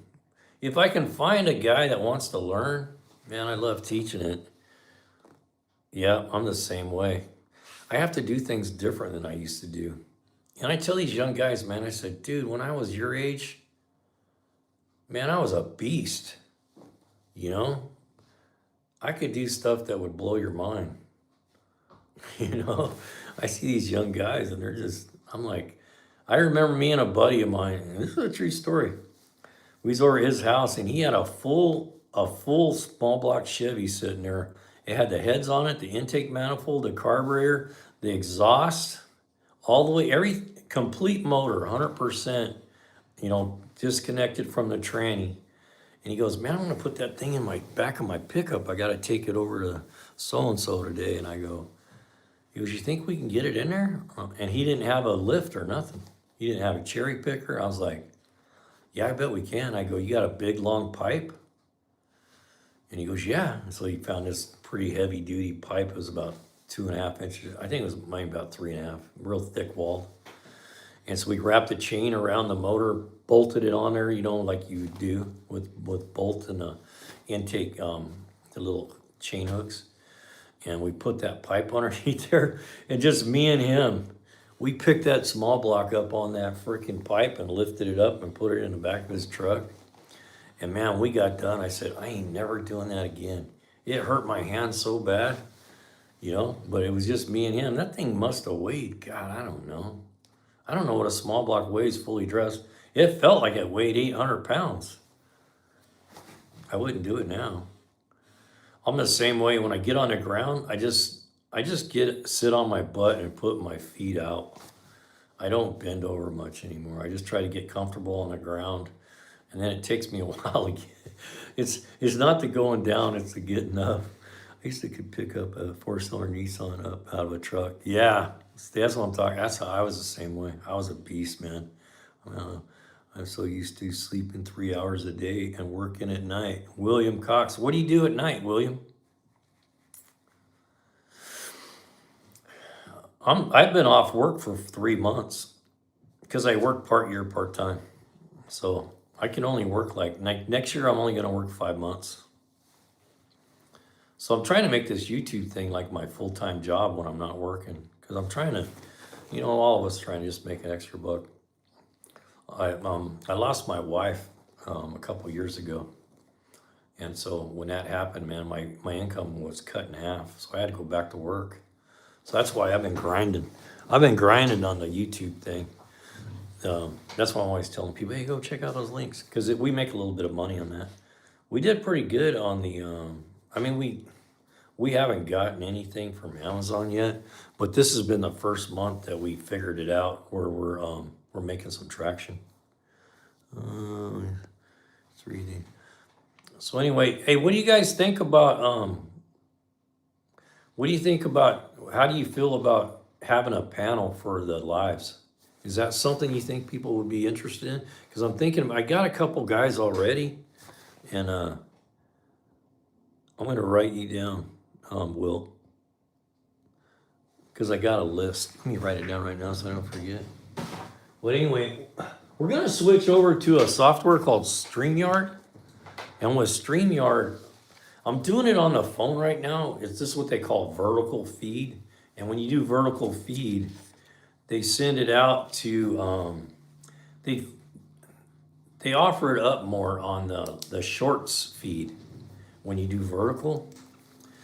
So when you switch over to horizontal, you don't get as much traction. So we've been trying to keep it this way until we get enough subscribers. And once we get train operator, I'll talk to you about that in a second. Once we go horizontal, if we have enough subscribers, it'll work, because then we get enough people that come in. So anyway, but I was thinking, it'd be nice to have like a panel of like 3 or 4 guys, and maybe have a guy that's done some import work and a guy that's done electrical, front end, get some varied experience. And then when people come into the lives, we can talk as like a crew, like a committee. If somebody has an issue, we can all think it. Because when I've worked in shops before, it's nice when you have like 2 or 3 guys that can think on the same level that you're on, and then you can try to problem solve. We could have people call in with questions. Yeah, I think that's a great idea. Yeah, thanks for saying that, William. Yeah, it was rough. It was really rough, man, but I made it. It was not easy. My kids saved my life. But for them, I don't think I'd made it. I did a lot of riding like a crazy man for like 4 months. Anyway, train operator. I had one of my buddies. His dad used to was work for the trains. He was on the trains all the time. He was always out of town and gone. Spent a lot of time away from home on the train. But he made good money, man. Yeah. Yeah, we could do that. That's kind of where I'm heading with the lives. I want to figure out a way that we can bring some real value to people, you know. Because a lot of times, you know, I try to teach people, you know, what to say to the shop, you know, questions you need to be asking, and information you need to be giving them. Because a good service manager can save the customer a lot of money just by asking them the right questions. Because I've seen it go down, man. I've seen it where people come in and say, yeah, I need to drop my car off. It's making a noise. And the service manager goes, it's okay. What's your name? All right, let me have your keys. All right, we'll give you a call. No, that's not how it goes, man. A good service manager will say, so it's making a noise. Do you hear it when you put on the brakes? Do you hear it when you turn the air conditioning on? Do you notice it more like in the morning or afternoon? And all those little questions like that does two things. It saves the shop time and it saves the customer money. So just by training a good service manager on how to talk to the customers can really help both parties, the shop and I work at several for dealerships. You work at dealerships? What kind of dealerships do you work at? Well, GM, Ford, Chrysler, Import. All right, William. Hey, come back, man. Have a good night. Hope everything goes good for you tonight. We'll be looking forward to seeing you on the next live. Friday night we're giving away a tool. Come back, Ford. Really. So I worked for GM for a couple years, and then I went to work at a regular like a Firestone, and then I worked at another Firestone for about 5 years, and then I went to work for the county. But when I went to the county, they were all Fords, and I was petrified because all I worked on was GM. And for me, GM, I just liked the way their trouble charts were laid out compared to Ford. But you know, after I started working on Ford, man, I liked them. I thought they were, the two things, my last paycheck was at $110K for the year. Yeah, I've been telling guys, I was like, if you're thinking about being a renter, get in it now, man. There's good money to be made. You know, they're offering around here $60 an hour. And when I started out, you know, we didn't make crap. You know, we had to buy our own tools and we were on flat rate. We're getting 30% on flat rate and buying our own tools. It was not good money. Yeah, Ford's a good deal. Yep. But when I first went, you know, I had worked on a lot of GM, so I knew GM in my head, man. I could do check engine lights without even open up the book. I'd done so many. That's all I did was drivability. $50? Justin, you just donated $50? What is that about?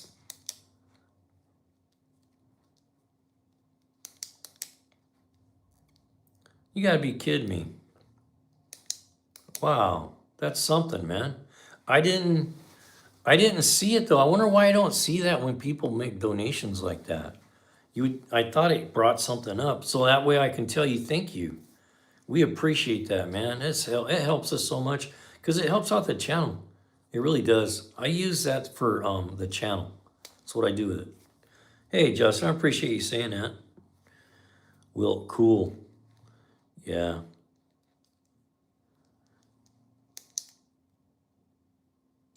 Yeah, new YouTube update. They changed it, really.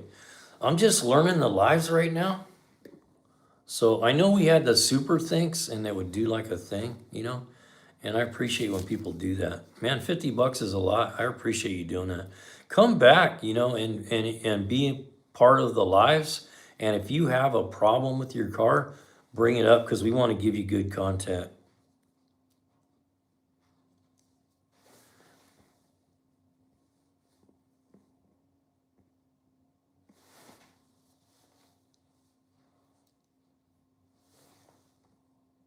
Hey, thanks, brother. Gosh, I don't even know what to say. Really.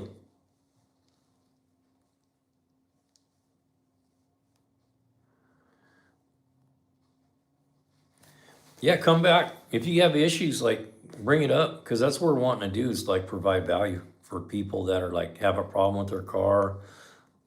You like the hat? Thanks. Um, I've been told that a lot. I was thinking about doing some merch for the hat, because that's kind of our motto. Even on our channel, we say "Go big or go home." So that's actually I got this new hat for my birthday. It was my birthday yesterday. You're gonna make me cry.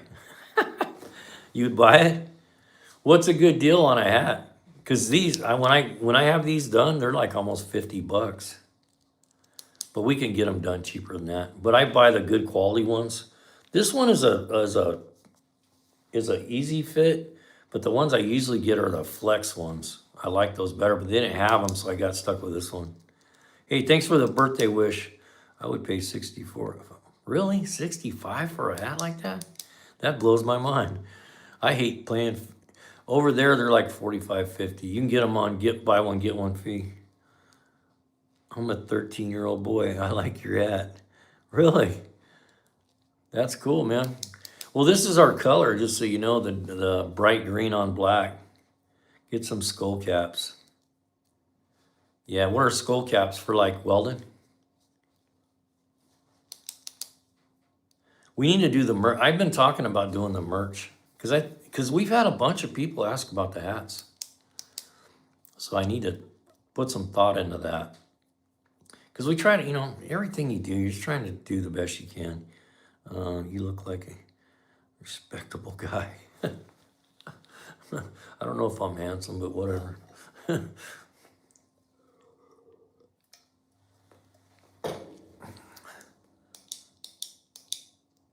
Toboggans. A lot of times people think that I'm like from Middle East or something. I've been told I got a terrorist look to me. Because I wear this hat like this, my head's bald because I'm freaking old. So if I wear it like this, you can't see it has a bill to it. So I turn it like that, you can tell it's a hat. So sometimes I wear it like this because everybody thinks I'm a freaking, I'm from the Middle East or something. Try cheese from Ripple. Justin, how do you do those donations like you're seeing? Because I don't see anything. Not that I'm saying you're not doing it, I just don't understand it. That's a lot of money to be donating. I don't know. Anyway, so the lives, check your bank account maybe. I'll check it out after the live's over for sure. We appreciate everybody that does that, man. Because we're able to, what we do is we give away tools on Friday nights.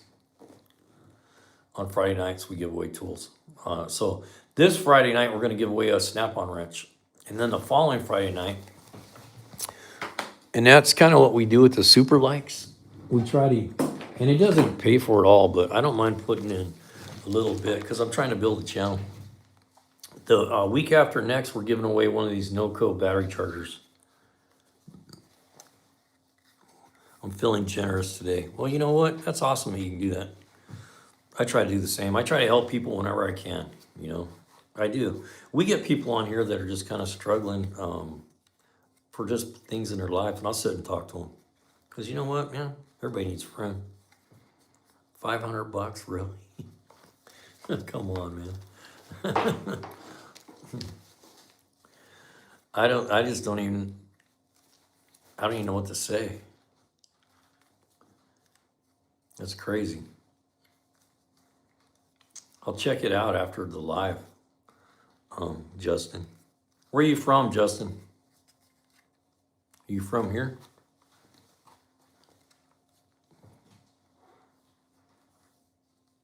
California. Where at in California?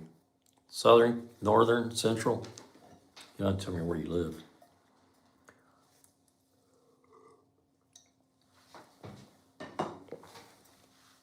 Around San Diego. I was raised down there. I used to hang out at in Oceanside when I was a kid. Man, I was a surfer. You're a real dad. How you doing, brother? How you doing? Yep. Yeah, I used to, I was raised in Riverside as a kid. And I used to go, I had friends that had a nice place in Oceanside. So we used to spend a lot of time down there in Oceanside. I love Oceanside. Yeah, it was nice down there. Really nice. Can't hardly afford to live down there anymore. Your real dad, I'm doing. So what are you doing, your real dad? Justin donated 15 bucks. That's crazy, man. We appreciate that stuff, man. I'm serious. And like I said, if you got any issues, is Gavin Newsom a good ever? I don't know. I don't talk politics, man. Politics and me don't get along. Same with, we had issues with that before. People start getting in arguments and stuff over the political thing. So I just shut everybody down. It's like, we're not doing politics. We're not doing religion, you know, because it just creates problems. Your real dad getting ready for work, he's come across you. What do you do, your real dad? Really, Justin? Who donates that kind of money? Really?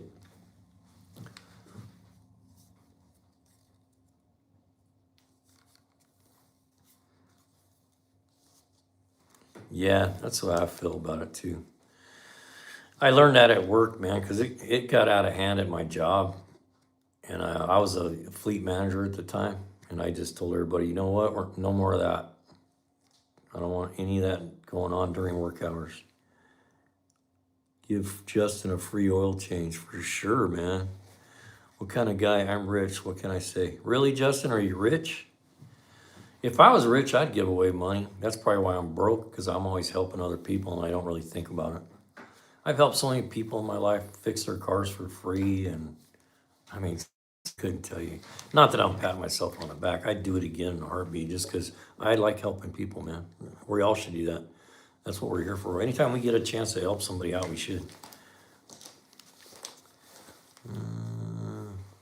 Okay, you gone. Just so you know, man, I don't do politics here. It'll get you thrown out of here so quick. Nice shirt. Yeah, my buddy gave this to me. He was, he worked at a Harley dealership and he gave it to me. Yeah. I thought about wearing it. I was going to go to the the vintage car drags, or the vintage car races down in Sonoma, and I videotape a lot. Well, it's better to give than receive. Yeah, it is. I contract houses. Hey, welcome, Timothy. I didn't tell you to welcome you in. You know, Saul, good channel, all glory. Be careful, Saul, we don't talk about, I don't mind you dropping a link or two, but don't start dropping all kinds of stuff. Let's just talk about what it's about. I hate being like that, but man, I had some. I tell dad jokes, but I'm not a real dad. Sorry for the fox VA. Thanks. Timothy Conception said thanks. What do you get? Yep, exactly. I don't do that, man. It just works out better if we don't do religion or politics. And when people talk about their sexual preference, that gets them out of here too. Because you know what? I get it. You know, yeah, for sure. For sure, man. So what do you guys got going on for projects? Anything in the garage? I got a cool little mini bike project I'm doing. Let's just be human beings. Yeah, for sure. I got a little mini bike project that I'm gonna do that I'm trying to teach, like, so if we have like people that don't have a lot of, they don't have a big budget for a project, you can get Justin, your 7th Rolls Royce. Wait, no, it's my 9th. Really, Justin, are you really, it seems like you're flaunting a little bit. I don't know. Clutch and stick, 3 cars on battery tenders. Retired Air Force. Yeah, good for you, man. You got those battery tenders. I was selling these. These are like $23 right now. Oh, it's probably over now. I think Amazon's over. But sir, please believe me. Okay. Well, I'm not doubting you. I'm just saying, I just never met anybody that's capable of doing that kind of stuff. So you know what? If you are, good for you, man. And we appreciate it. I've never had like somebody give that kind of money on the channel before.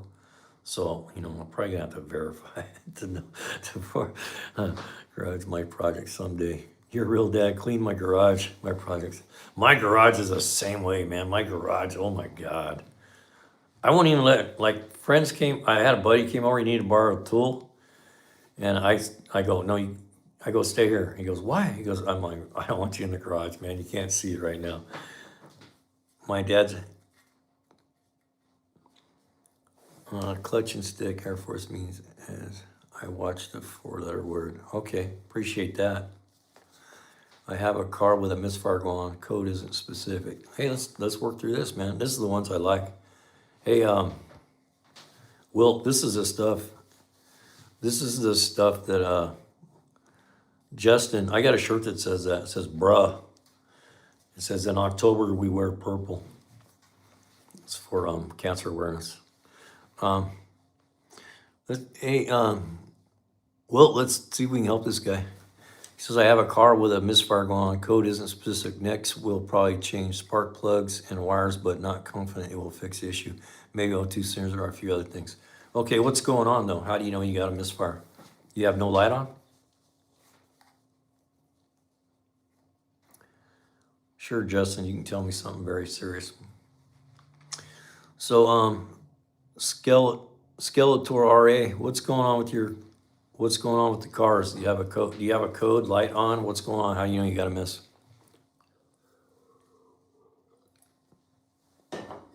What kind of car are we talking about too? That helps a lot. Yeah, I figured that, Justin. I was just playing along. I kind of figured that. I just wasn't sure.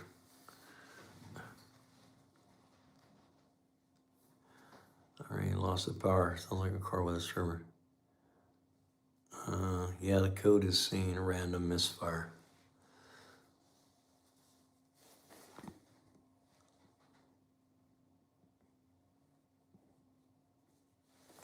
Yeah, I know you believed it. Okay, you're gone. I wasn't sure because you just never know with people. We'll get rid of that guy. I kind of thought that, Will, when he was doing that. I just didn't want to be rude because you never know. Because, you know, if I had money, I would donate to somebody that I thought was doing a good job. Skeletor 05 Buick LeSabre. It's got a 3800 in it.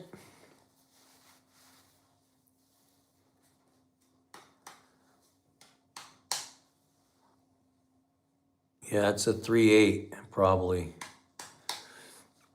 I didn't catch Quilpack. He's kind of guessing around what it could be, but I want to know, how do you know it has a miss? How do you know it has a miss? Did I miss that by listening to the other ding dong? What's the code? Oh, it said random misfire.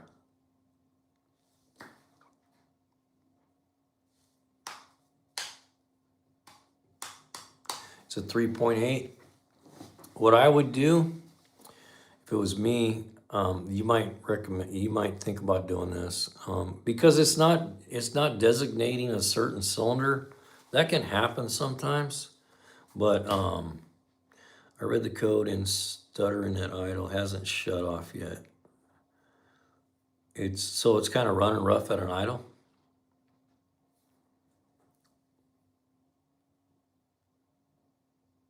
Okay, yeah. So the coil pack that you replaced, that you know is a good one, start swapping it. Swap it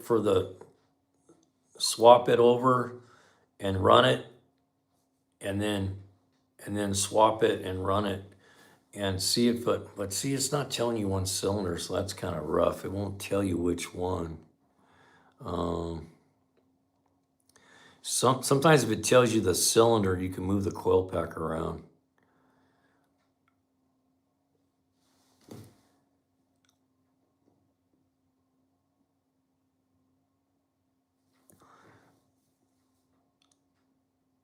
What you might be able to do, there was something we used to do with those. You can take a piece of vacuum line and put it between the coil pack and the spark plug, and then take a test light and ground them one at a time, and see if you find one that doesn't react. Or like on the coil packs, maybe you could are the coil packs separate on the in other words, is a plug-in separate? You might be able to just unplug the coil pack one at a time and see which one isn't affected. So in other words, running real rough, and you unplug one, and then it gets real rough. And then okay, that coil pack's working. So this one's real rough, and you unplug it, and it doesn't change. You may have found the right coil pack. More than likely, it's a coil pack. Really common, especially on Fords. The packet was telling me a cylinder, and that code cleared. Will, what do you talk about? Remove the plug while it's running. I never heard of that deal. Teach me on that. I'm not sure what you're talking about. Yeah, so it's got what they call a waste spark system. So each coil runs 2 cylinders. Oh, what are you selling? We're just talking about automotive. We're trying to help this guy through he's got a problem with his car. You can find dead cylinders.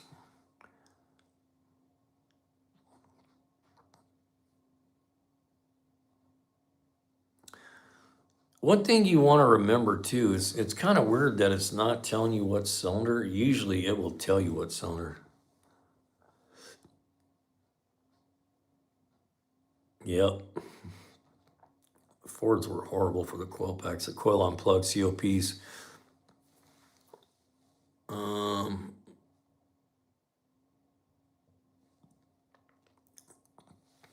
I kind of find it odd that it's not telling you what cylinder it is. Before you get carried away, make sure you don't have a vacuum leak. Because a vacuum leak, or make sure the EGR is not sticking open too.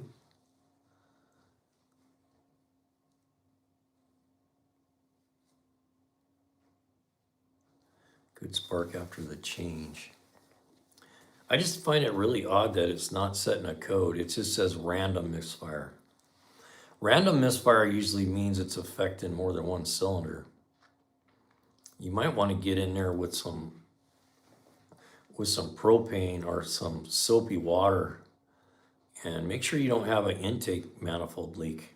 Make sure you ain't got an intake leak, a vacuum leak. Can you tell me something to get out of that? Go slow, please.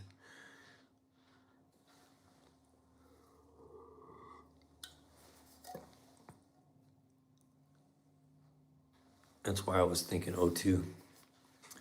But, so an O2 don't normally will cause a misfire. So what an O2 sensor does, so even like when you start a car up in what they call open loop, it doesn't even look at the O2 sensor.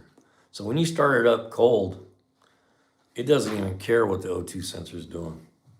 The O2 is so where everything comes up to temperature, then it'll look at everything. It'll make changes in the fuel ratio based on what the O2 is doing. So I have a hard time believing it. I shook out, cleaned my filter, and it got a little better for a short time. Your air filter? The air filter affected that? So when you cleaned out the air filter,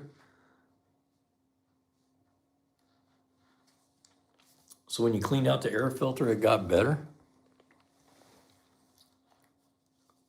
Yeah, that's a good one, Will. Does it have plug wires on it? It's been a while, 3800. Yeah, it does have plug wires. You could have a wire.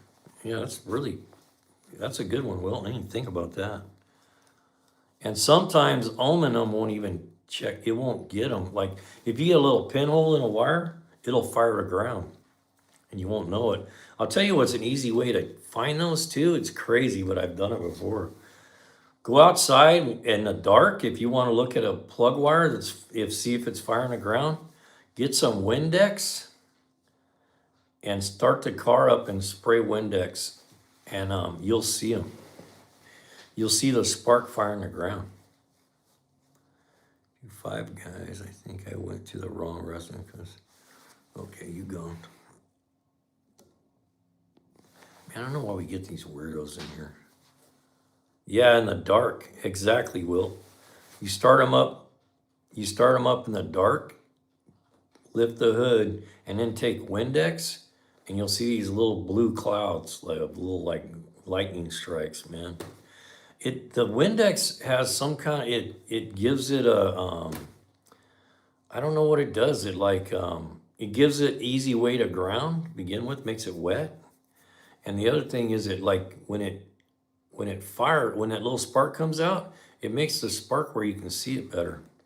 And just do a good inspection. Look at the wires, make sure they're not chafed underneath.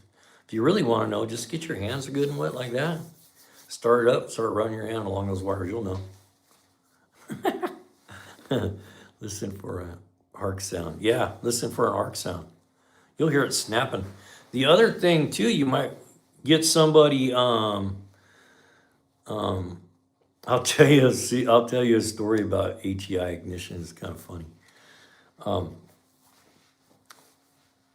was I going to tell you? I forgot what I was going to say. Place the plugs and wires and cylinders of the pack I replaced, but didn't change them all. So I have some new plugs and wires to try. None look that bad. Just this time I look though. You know what? You won't see, like if you get a little tiny pinhole firing through, you won't see it. It's hard to see it in the plug. Well, that's what I was going to tell you. Get somebody out there, set that emergency brake, right? And get somebody out there, lift the hood up with it dark. Don't let them stand in front of the car. Set the emergency brake and load the motor. Put it in drive, give it a little gas so you load the motor up. That's when an ignition will fail, when it's under a load. But be careful, you don't want somebody standing in front of you doing that. You want to just load it, foot on the brake, foot on the emergency brake on, load it up, and you'll feel it. A lot of times you'll feel ignition misses. That's one of the things I always do when I'm looking for a miss is I'll load the car and drive. You'll feel it. Brandon, we're not ignoring you, man. We're talking about a problem. Hello from South Florida. I'm in Northern Cal. Sorry we missed you, man. We didn't mean to do that. We're getting involved in this problem this guy's having with his car. Yeah, load it up and load it in gear. If you load it in gear and it just starts shaking like a son of a gun, man, it's an ignition miss. And ignition misses are real fast. So it'll go bam, bam, bam, and gone. A fuel problem is real slow coming in. But ignition miss will be like boom, boom, boom, boom, boom, and then gone. So that's a good way to check for ignition misses. How many people we got in here? 10. Please, blah, blah, blah. Can you see?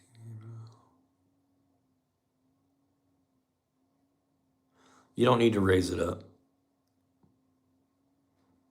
Just make sure the emergency brake's set and you got your foot on the brake. And just load it a little bit. Just load it. Put it in drive and give it a little gas so you load the motor. And that's a good way to check for ignition misses. I used to do that all the time. Swear individually while running. If it doesn't change, you found the bad coil. Yeah. Yeah, that's a good, Will has a good idea. While it's running, just pull the plug wires one at a time. If it doesn't change, that's how we used to do distributors, right, Will? That's how we used to do distributors. I'll tell you a funny story about that. I used to work with these really young guys, and I had this really fancy, oscilloscope. It was like a $30,000 oscilloscope. But you had to hook all this crap up, man, to make it work. I mean, you spent a half hour hooking all that stuff up. So I would just take a pair of real long needle nose pliers and I put a ground wire on it and ground it. And then you could just unplug them one at a time right there at the coil pack. And they'd be going snap, snap, snap, And these young guys, and it had a ground strap, so it wouldn't shock you because it was grounded. So these young guys would see me doing that, and they go, "Man, doesn't that scare you?" I'm like, "No." I said, it won't bother you. You just pick it up, pull it out of, cap, put it back in, and work your way around it. And then when you find one that has an issue, there'll be no change. And then you found the right cylinder. And I go, "Here, try it." And I'd get them to do that. Then I'd reach over there, unplug that ground strap, and they'd get the crap snapped out of it. They go, "Whoa!" And I go, "Oh, you big sissy, give me that." That's okay. I was just asking. What'd you ask? Can you see me?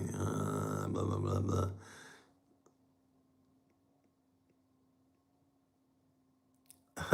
You look like my old teacher, Professor Gabe Owners from Berkeley. No, I'm not from Berkeley. I look like a lot of people, man. Even a guy at the hat shop the other day goes, Didn't I help you last time?" I'm like, "No." He goes, "Man, you look familiar." And I said, "Man, I worry about that." I said, "I always think the cops are going to think I'm somebody that did something wrong. Maybe I did, but I don't want to go to jail for somebody else." For elaborating, I appreciate it. Okay, man. Green 4L1F3 said hi. Hey, Green, welcome to the live. We're just shooting the bull. Trying to help a guy. He had an ignition miss on a 3800. Hopefully we helped him out. Some of that stuff's hard to do, Will. Did I say it right? Will or Wilt? Wilt. Some of those things are hard to help over, on the internet because you're not right there. It could be something really common and, we just can't see it. So, but it's helpful when you help people out like that. They might figure it out. It rains, so might be a day or two before I can report back.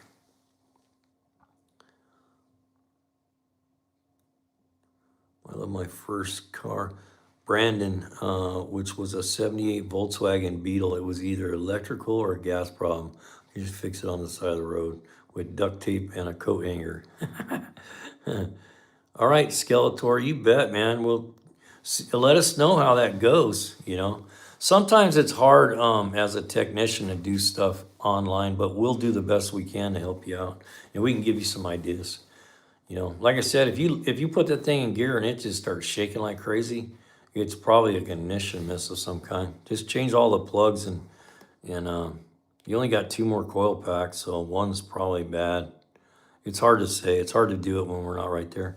There's the young Jordan makes 110 octane out of any used plastic.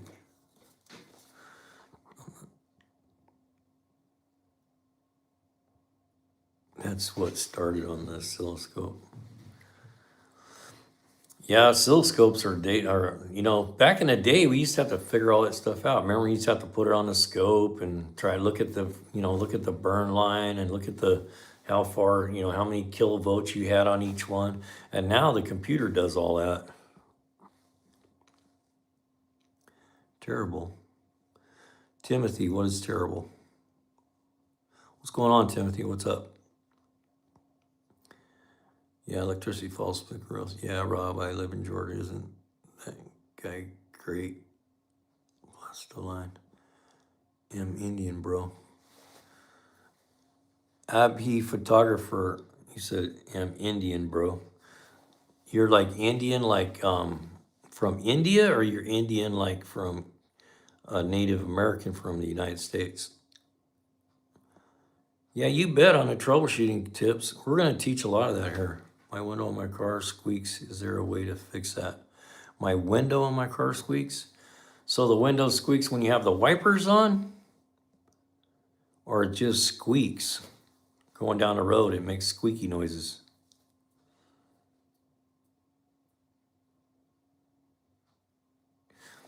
That 3800 is a pretty good motor.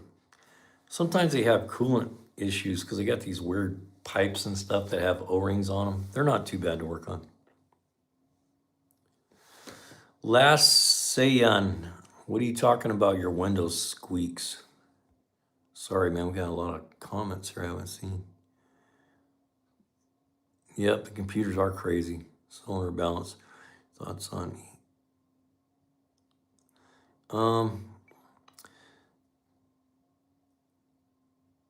I think seafoam is more like I think if I'm thinking right, that's some stuff that we use for adding to the fuel when it's sitting for a long time.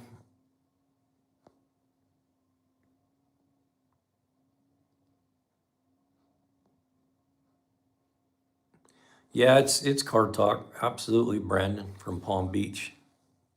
I was just in Miami not about a month ago. I went on a cruise down here. Your joke on the new text. Oh, it squeaks when you roll it down. As you're going down, it's squeaking. Yeah, WD. WD works a lot of times. The other thing that'll work is it's kind of a mess to clean up after you're done with it, but that silicone spray.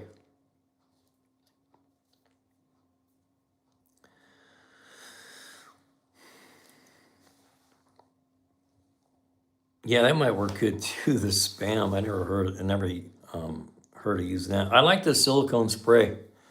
You put the silicone spray on there and roll it up and down a couple times, and it gets up underneath the rubber. And sometimes you need to clean them real good because you get dirt underneath there. So it's good to like clean it and hit it with an air nozzle before you put anything on it. But I like to use that. Another one I like a lot that does a good job. It's called Triflow. Triflow works really well. It's probably the best lubricant I've ever used. Spam a new one. Spam's a new one. Good one. Yeah, I never heard that one before either. Triflow though, man, I'll tell you guys something about Triflow. If you've never used Triflow before, is go lube all your locks with Triflow. The next day you'll go, gosh, man, this stuff is so smooth now. Like when you open your door, your trunk, put a little bit on the Triflow on a key and work it in there and do it a couple times.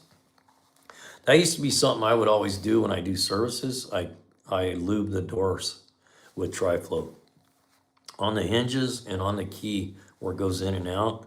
It's a great project. Dirty window scraper seal. Yeah, a lot of times it's dirt. You got to get that dirt off there. Is it non-conductive? I believe so, because it's more like, it works better than WD, because WD will dry out, where Triflow won't. It's more like, it's kind of an odd kind of thing. It's not a penetrating oil, but you can use it as a penetrating oil, and it doesn't dissolve. So it works really good on locks. It's probably the best thing I've ever worked on for locks. Rain-X on squeaky windows too. Yeah, I never thought of the Rain-X.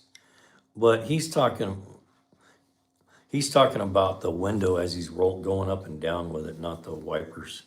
The back of the can says to use it every so often for your routine means. You can build it, I guess it proves a higher temperature where it says to add a bottle to a tank of gas. What is it? Skeletor. Water dispersant 40. Yeah, that's what WD-40 does. It disperses water and it dries out. We used to use WD a lot when we did point ignition stuff, because people would come in with water in the caps. You spray a little WD in there and let it sit and put it back on, and everything was fine. That was back in the ignition days when we actually had distributor caps. Weather stripping, then put the window up and down a few times. I said the same thing, Sally J. Silicone spray, I like that silicone spray, works good. Anything to lube the seal, the rubber seal is squeaky, not the windows. We missed your question though. Somebody, whose question? We missed somebody here, I forget who it was.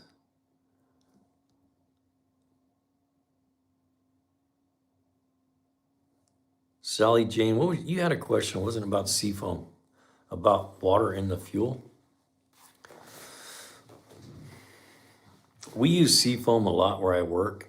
I don't do a lot of diesel repair where I work, so those guys do that, but we use seafoam quite a bit.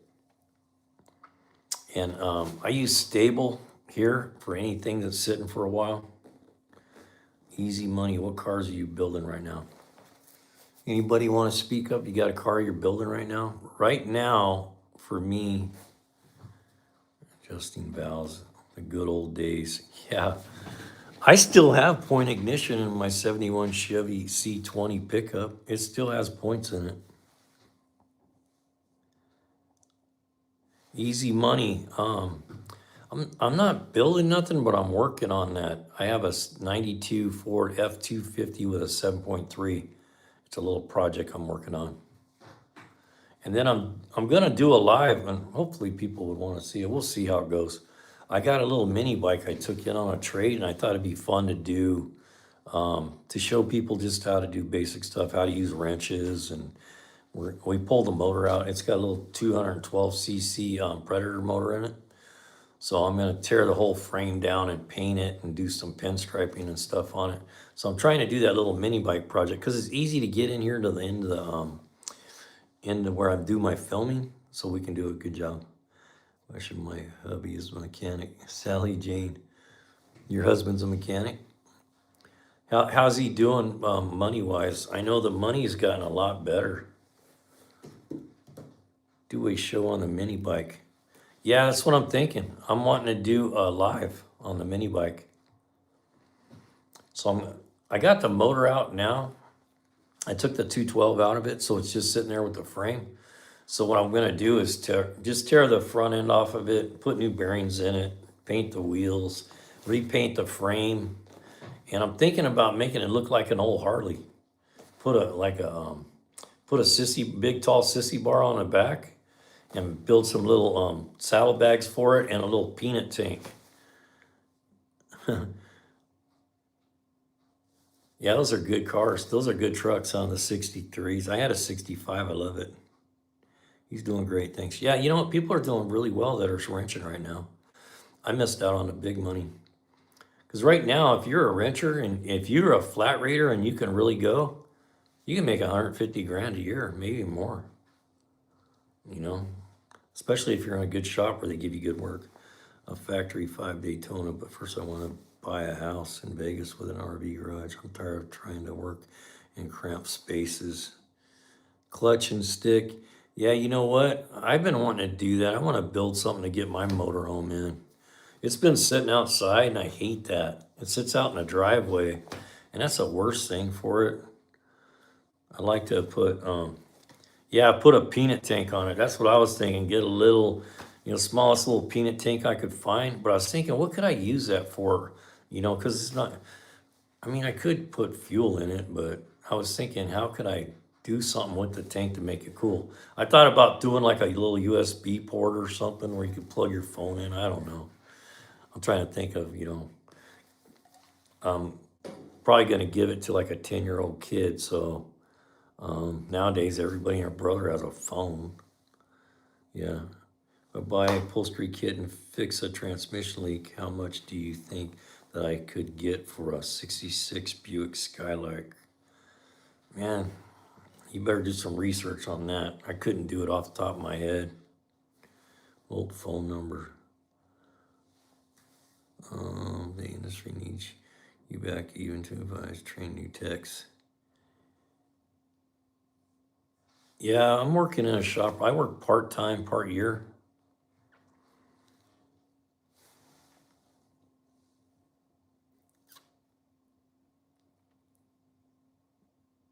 That'd be a cool project, Skeletor. I thought about taking this 212 little Predator out of this mini bike and putting a less, like a little 5-horse in it, because it's pretty powerful little motor. It's 212 cc's. And I thought about taking that and then build a, one of two things, either with a 212, either build a little flat bottom boat with a straight shaft out the back, like for running in like 3 or 4 inches of water, or build a nice little go-kart with a nice little go-kart, that sits up kind of high, and put that 212 in there so the adults could ride that go-kart. It'd be kind of fun. 6,500. Yeah, that's probably about right. Skylark. Gyrocopter.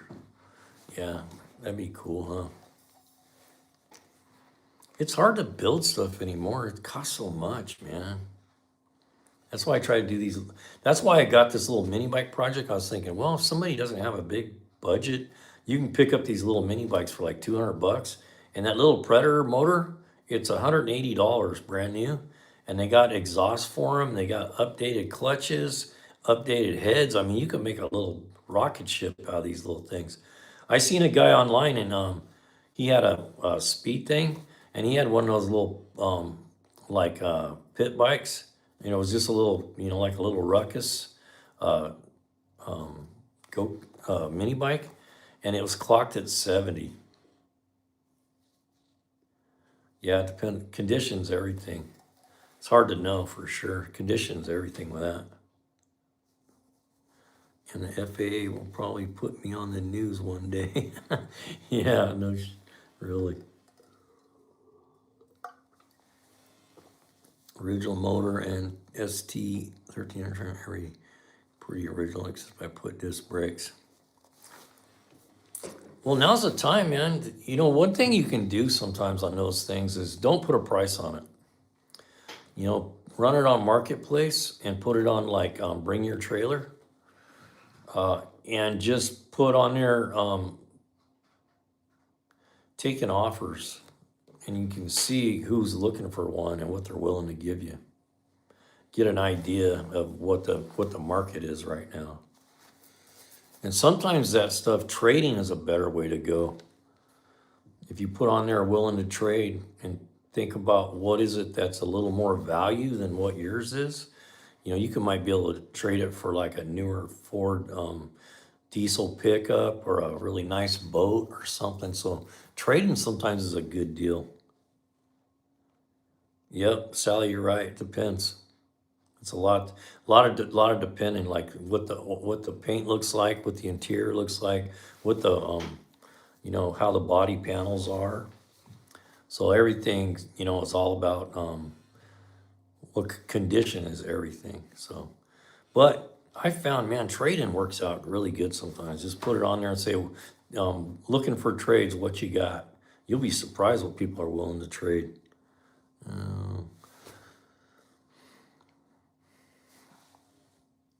Clutch and stick. You know what? I should have picked up. I had a guy that had a 73 bug and I talked him down to 600 bucks on it. It was completely all there. The motor, all the glass and everything. And I walked away from it because I had too many projects going. But I was thinking it'd be a really good one for the channel and put a Evo Harley motor in it. Pull that air cooled out and put an Evo motor in it and just put an adapter plate between there and a transaxle. And then it would sound like a Harley and it would look cool from behind with that motor, that V twin sitting in there. And they're about the same horsepower rating as the Volkswagen motor, so it worked out really good. Hey, no problem, Skeletor. Man, we'll see you next time around. What's the body like on that Buick?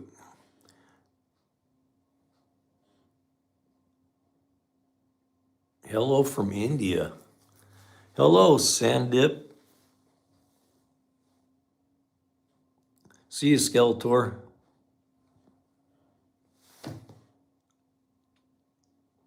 Hello from India. What's it like in India today?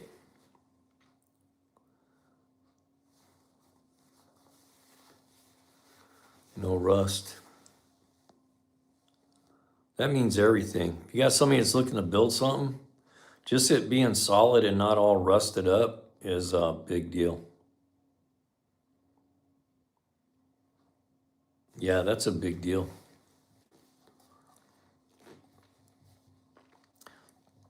And trading, like I said, sometimes you can trade that stuff and get 2 vehicles out of it. If somebody wants it, I've done some really good trades lately, man. And you can do some good trading sometimes. Yep.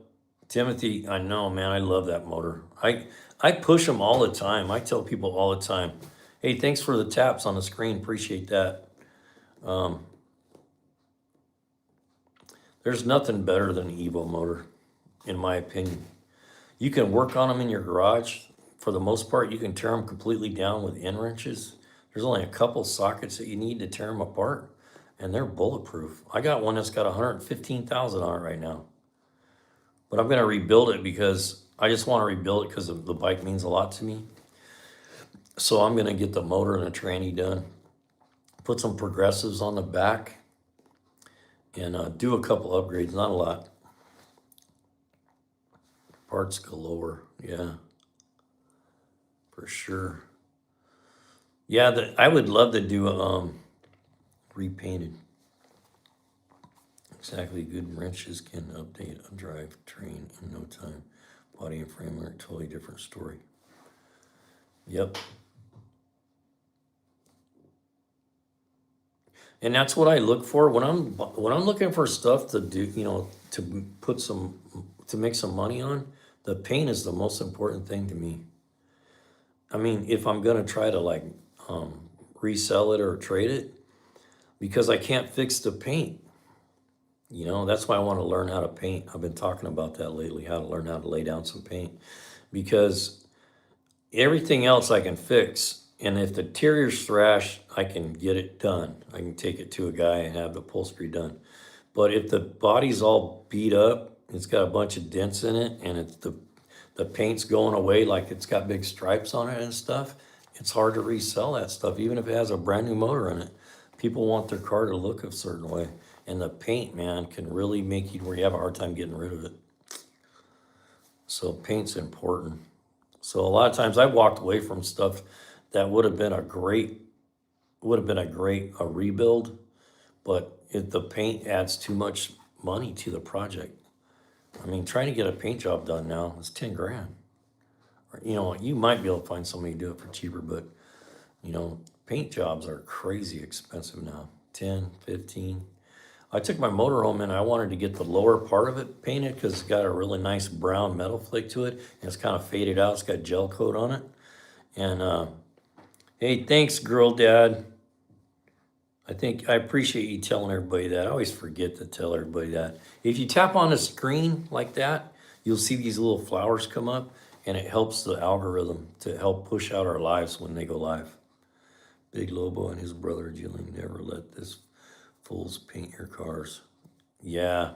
Thank you for whoever's doing that. That's one thing I can't see, so you guys know. Like you guys that like hit the screen like that, I can't tell who's doing it, so I can't say thank you to you. So when I say thank you, I appreciate that. I'm talking to you, whoever's doing the thing. 2020 for a paint job. Yeah, that's what they are now. I just talked to a guy the other day, and he said the paint alone for a good paint job is $5,000. I had a Buell Blast 500, the worst bike ever made. The fasteners alone stink. You need every time of a tool from metric to Allen to Turks to Phillips, never again. Really? A Buell? Yeah. You know what? For the most part, man, I carry a little bag with me. I don't know if you guys saw this earlier. I think it's the coolest thing ever. Maybe I'm just a weirdo, but I got this. So I bought this, I just bought an 84 Harley Davidson FLHT. It's the first generation Harley Davidson Evo. First year evolution. 36,000 miles on it. And I got it for a song and a dance. But anyway, when I got it, it had a bag in the saddle bag. So I started digging through it. Check this out. You ever seen one of these? Look at this. It's a multi screwdriver. It says Harley right on it. It's part of the original tools in the bag. How cool is that? Teaching old school bodywork up until his dying days. He passed away peaceful in his sleep. Yeah. Yeah, I've never messed with a Buell. Mostly all Harley stuff. I had some Hondas though. I had a really nice Honda VT 1100 C3 Aero. Yeah, that's pretty cool, huh, Will?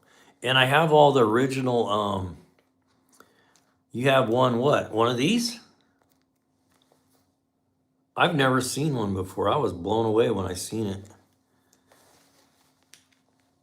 Ali Nurari, these lives you do are awesome, man. You really remind me of one of my old ASC instructors, and these lives give me those vibes. Hey, thanks for saying that.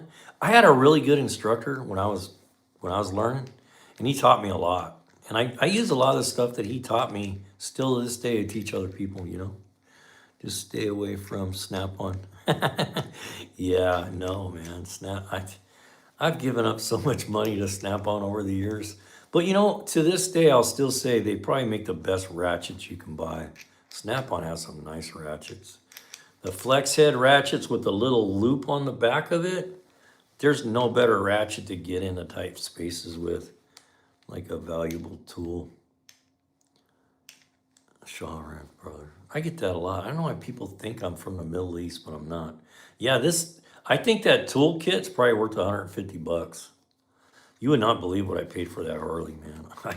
I felt like I raped the guy when I shouldn't say that, but I felt like I really got it.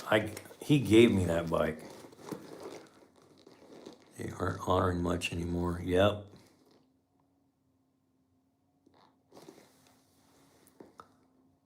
Yeah, good instructors are hard to find, man.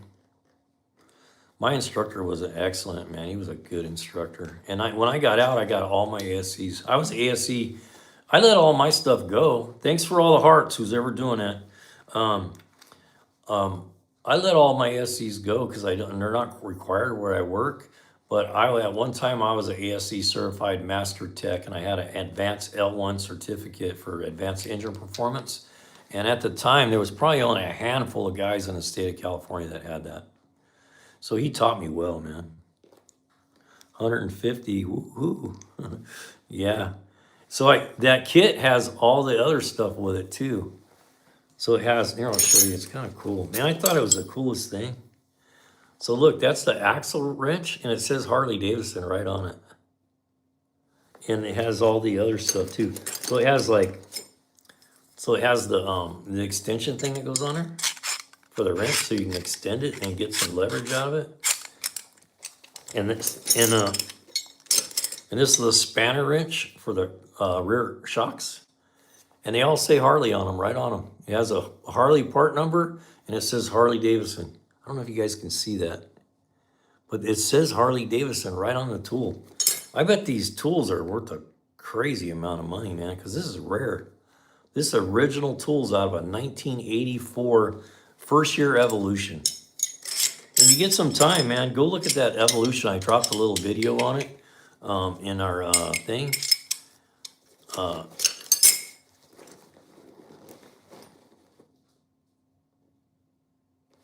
Oh, that sucks. Clutch and stick.